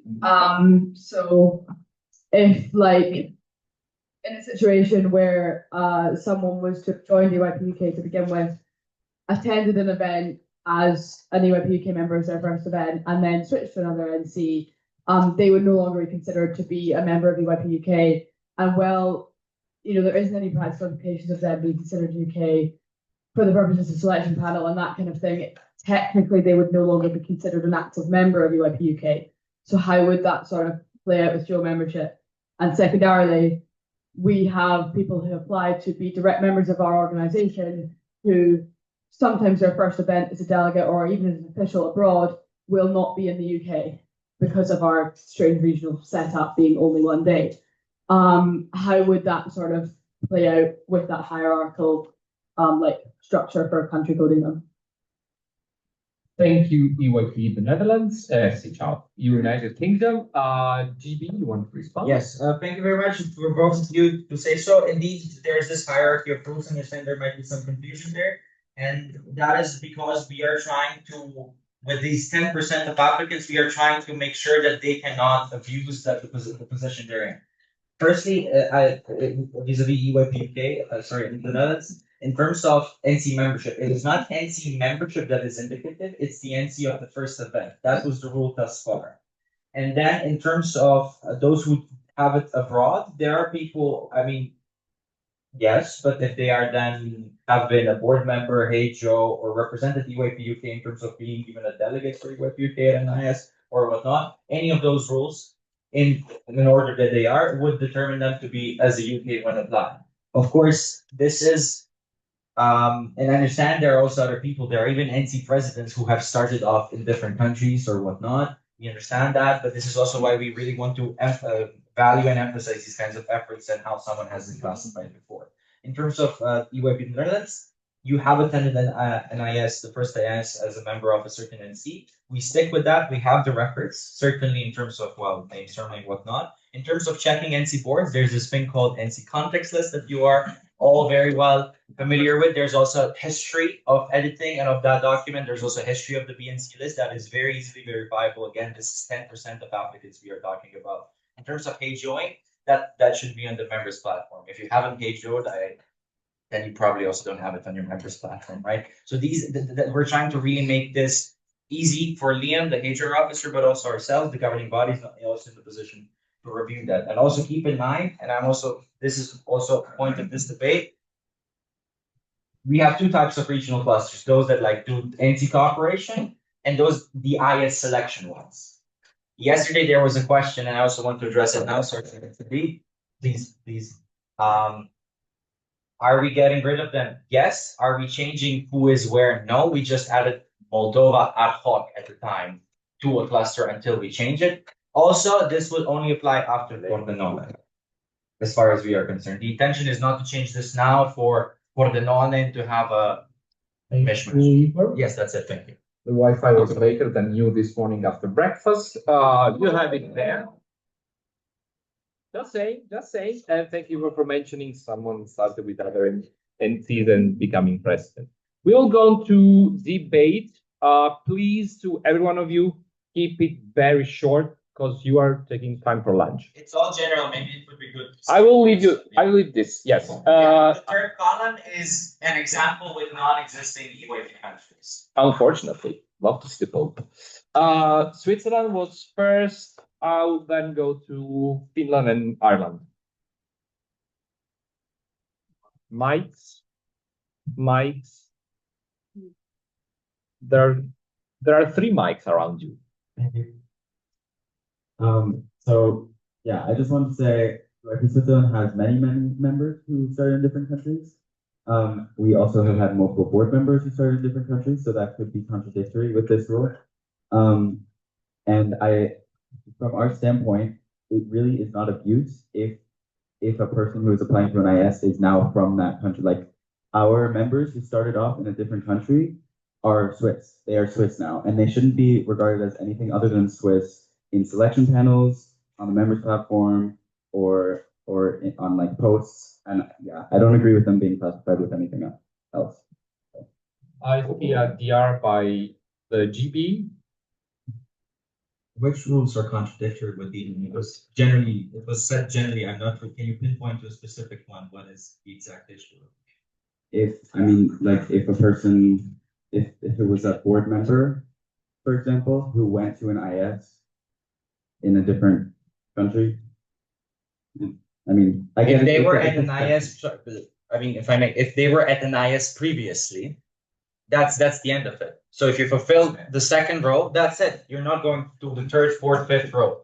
It's like a ladder, yes. That wasn't the main purpose of my point. It's like I mainly use Slack. Yeah, you please. can detail it better. I have promised Finland and Ireland.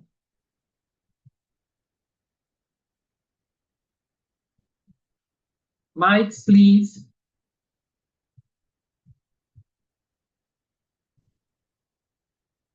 Thank you. So I just kind of have a question about this. You can let me know if I didn't understand something about it. But for example, it's not immediately visible on the members platform. If somebody has changed NCs, then how would you know when to go into a background search for a candidate? In which cases would you say that this candidate we suspect has changed NCs in order to abuse the system? It would be Ireland. I'm all for efficiency, but sometimes you don't want certain people representing your NC and they're no longer a member of your NC for a reason. And then them having a country code with your name in a session. I understand that it's been done for a long time, but sometimes you could have had an opportunity to maybe write a little caveat in there that has been done. So that would be nice to see. Thank you. EYP Italy, please. Can we get EYP Italy a mic? Where are the mics? How is it? There are two at least. And the other one? Okay. For EYP Islands, in such situation, you just can go to the NC admin page and remove them from the NC. Okay, so at that point, they shouldn't be more considered affiliated to EYP Islands. If I'm not wrong, they're not gonna change this. Very weak. This one. I think just to reiterate EYP Ireland's point, this does reaffiliate people with your NC that are no longer associated with you because they are selected as that NC.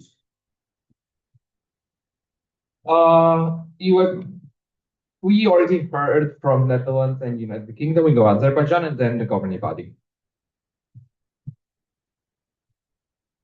Okay, thank you. I suppose my question is because we see a lot of different criteria. So once if one doesn't work, you go to the next. But is there any consideration at all to how perhaps easy or how difficult it is to become a part of NC in different countries? Because I do know, for example, in some NCs, there's a membership fee. You apply immediately in, right? In ours, for example, you have to be an official at least twice in our sessions. So there might be a bit of a, this NC is easier to get into. They don't have that many applicants, whatever, I'm going to go there. And also I would from earlier want to disagree with the EYP Switzerland's point about if they're Swiss now. 1 point. Okay. Can disagree on Slack. Disagree on Slack. Thank you, Malak. Governing body. Yes. Let's take it from the back. EYP Azerbaijan, and also some others have said this, and EYPK was also asking about this. I really have to emphasize this heavily. Whether or not someone's an actual member of EYP, Azerbaijan, Italy, UK, Sweden, Vatican, whatever, does not influence what is on the members platform itself. Because it would be too much work if we go back, and this also goes back to some of the criticism there. We are not going back to every MC and saying, is this person actually your member now? Have they paid the membership fee or this or that? We are also not doing that for governing body elections. As you very well know, whether someone or not can vote. And I'll give an example of an NC I'm a member of, EYP Croatia, you have to pay the membership fee, lasts for 365 days. That's how you vote for the board elections of EYP Croatia. But someone who doesn't pay that membership fee can still vote for governing body elections. So there's this detachment from how you regulate yourself nationally and internationally. Let's keep that in mind. Now, I have written down some stuff, so I'm going for it now. In terms of the NC admin and changing these things, also when would it happen? Polls closed when that happens.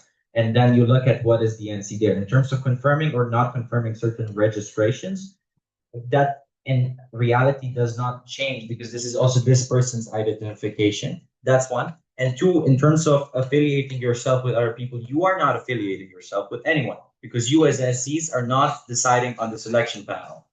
It is also not the governing body affiliating anyone there. And because that is the tricky part, actually, because right now you could have those very same people you find problematic or this be affiliated via the NC country code because that's simply how it is. What we're simply doing here now is saying that there is going to be no arbitrary decision taken by any selection panel in terms of in which NC label we want those quote unquote problematic people there. Also, if they are problematic in terms of safety and welfare, I do want to plug the safety system once again here, and because those people then do not have a place in EYP if someone has committed these kinds of acts. And I will respond to Slack where I can now as well. Thank you. Thank you, governing body. Other than the Netherlands, is there any other point? Yeah, I was going to say we're not going to recognize you. Okay, thank you to everyone. We will now go to the voting, which is, since it's a policy on selection of IS officials, a relative majority is needed. All NCs in favor of the proposal, please raise your NC and green placard right up in the air.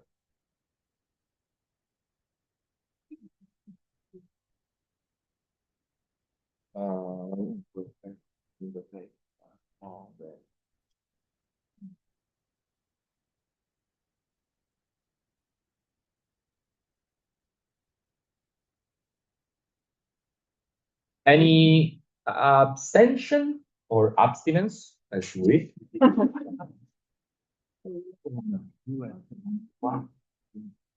Oh, I had to cheer. Keep it up, keep it up. And Marta. I know her. Yeah, Marta, thanks. Okay, against? Okay, with again, with 5 abstentions, the other in favor.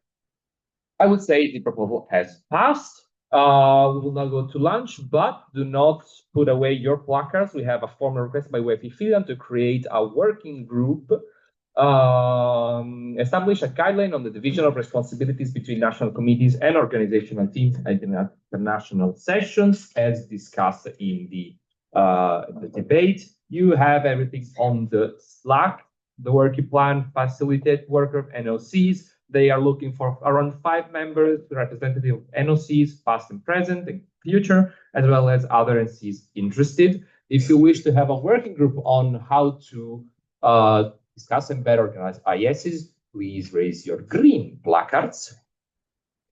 The NC and green, of course. This is formal vote. We need both name and thanks. Name and thanks, yes. Allora, green ones.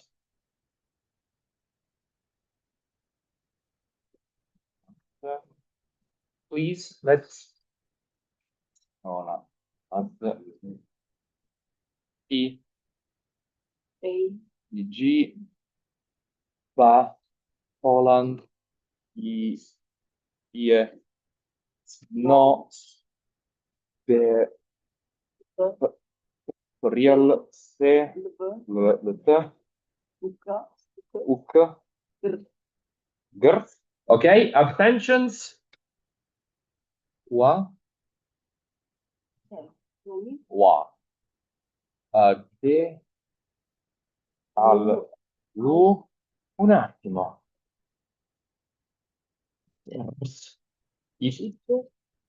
Sì? Against? No, Sorry. T, C, tr. Okay. Thank you very much. It was relative majority. I think we got it. No, and also we propose Nemine Contradicente to go eat now and have the debate after lunch that was supposed to be now. Okay, you can go have lunch and come back by 1:30, please, so that you can go on.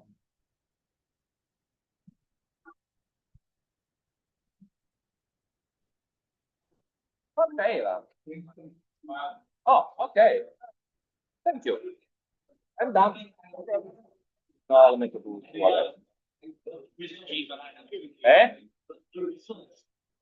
Approved. Wait, senza le 8 si abbassa la maggioranza.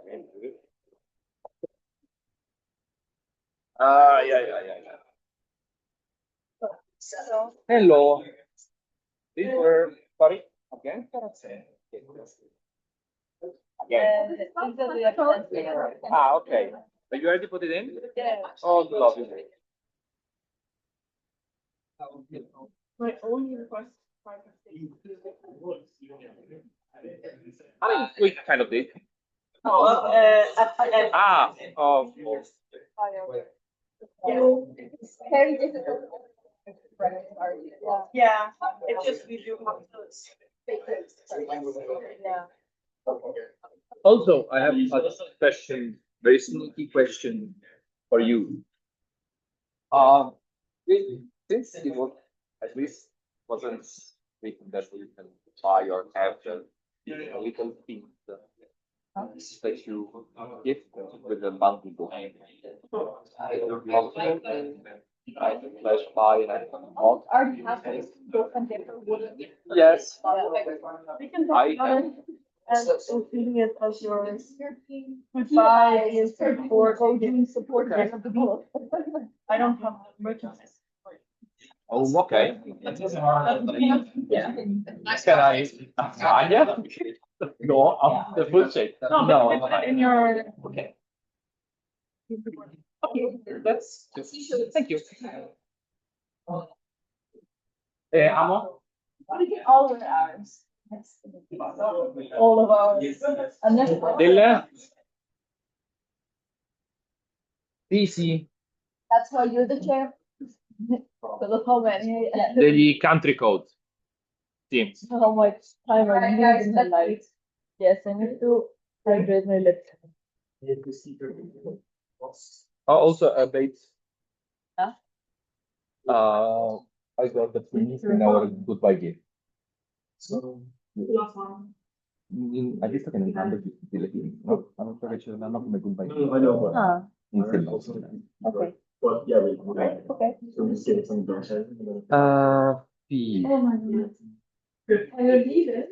No, Leila, scusa. Uno tra voi due deve mettere la presentazione perché io vado via all'1:30. Ah, Cazzo, sì. come minchia si fa? Allora, open. Non è difficile. No, è proprio. È una rottura di cazzo. Ah, ma te lo faccio io. Se mi lasci il coso bloccato, vai, magna. No, spiegami come si fa. Devi fare. No, intanto te lo connetto. Poi te lo setappo da solo, sarà già pronto. No, ok, però se dobbiamo cambiare cose voglio vedere come si Ah, fa. ok. No, se devi cambiare cose. No, fammi prima vedere come si fa. Ok. New Patcher. Wait, I have to deconnect.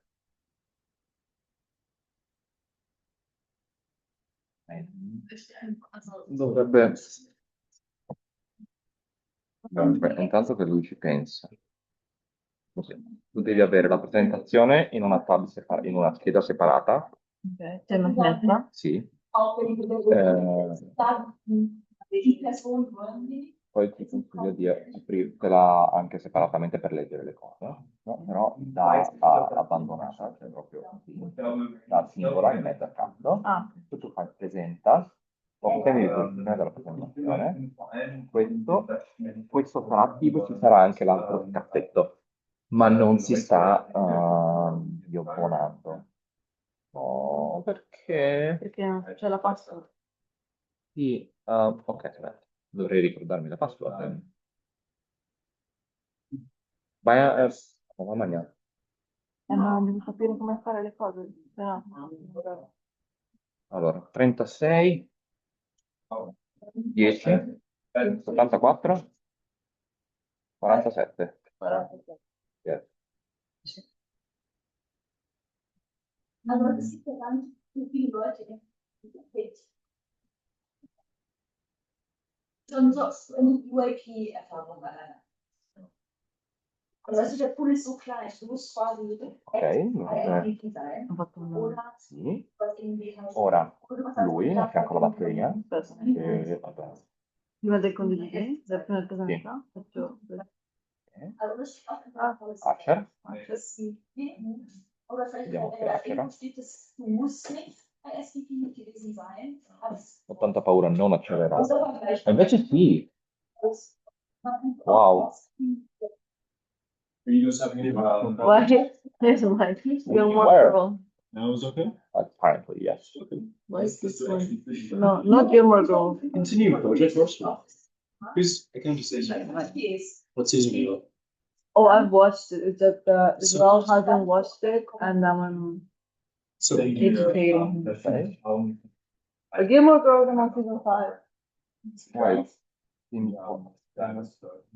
Sono sempre con la presentazione. Vai! E io dopo me ne vado, di conseguenza... No, Cambiare il porco. It's there. Oh sì, grazie. No, Sì, sì. Questo... Oh, grazie. Ah, che buono. Oltre. Bene. Ora sei qua. Lui lo devi usare come user separate. Ah, ok. Adesso Ottimo. sarà quello. Esatto. Adesso vedranno il mio... E ora così, puoi andare qua e digli presentatore. Ah, Ah, aspetta, devi consentire. allow. Ok, presentatore e schermo intero e poi sotto dare Apple TV Ok, e digli avvia. ok. Lui si leva dal cazzo e qua ti compare questo. Ok, ottimo. E io posso farlo piccolo. Se voglio stopparlo momentaneamente. Devi portare il mouse tutto destro, ti compare lì, cliccare così ti seleziona quello. Ah, ok. E qui ti compare. E quindi faccio cazzi miei. Esatto. E per ritornarlo rifaccio. Esattamente. Ok, così. Beh, intanto lo È lascio un po' così. macchinoso, però No, intanto lo lascio così. io preparo le cose. Io devo cambiarmi perché la felpa nello non ci sta. Forse sì. Ouch. Guarda che ho mandato a me. Vai, ti raggiungo.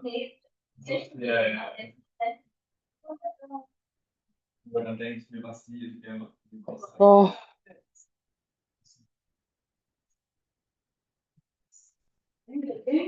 Yes. No. Ich verstehe von euch, aber ich glaube, echt so. Das ist nicht so schlimm. Aber ja,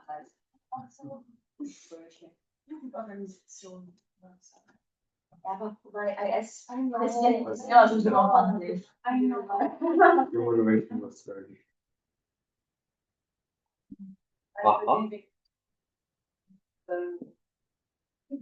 You person. Oh, yeah. You.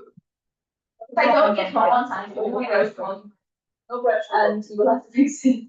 I could argue now why Deutschland isn't bad, but I will not say it.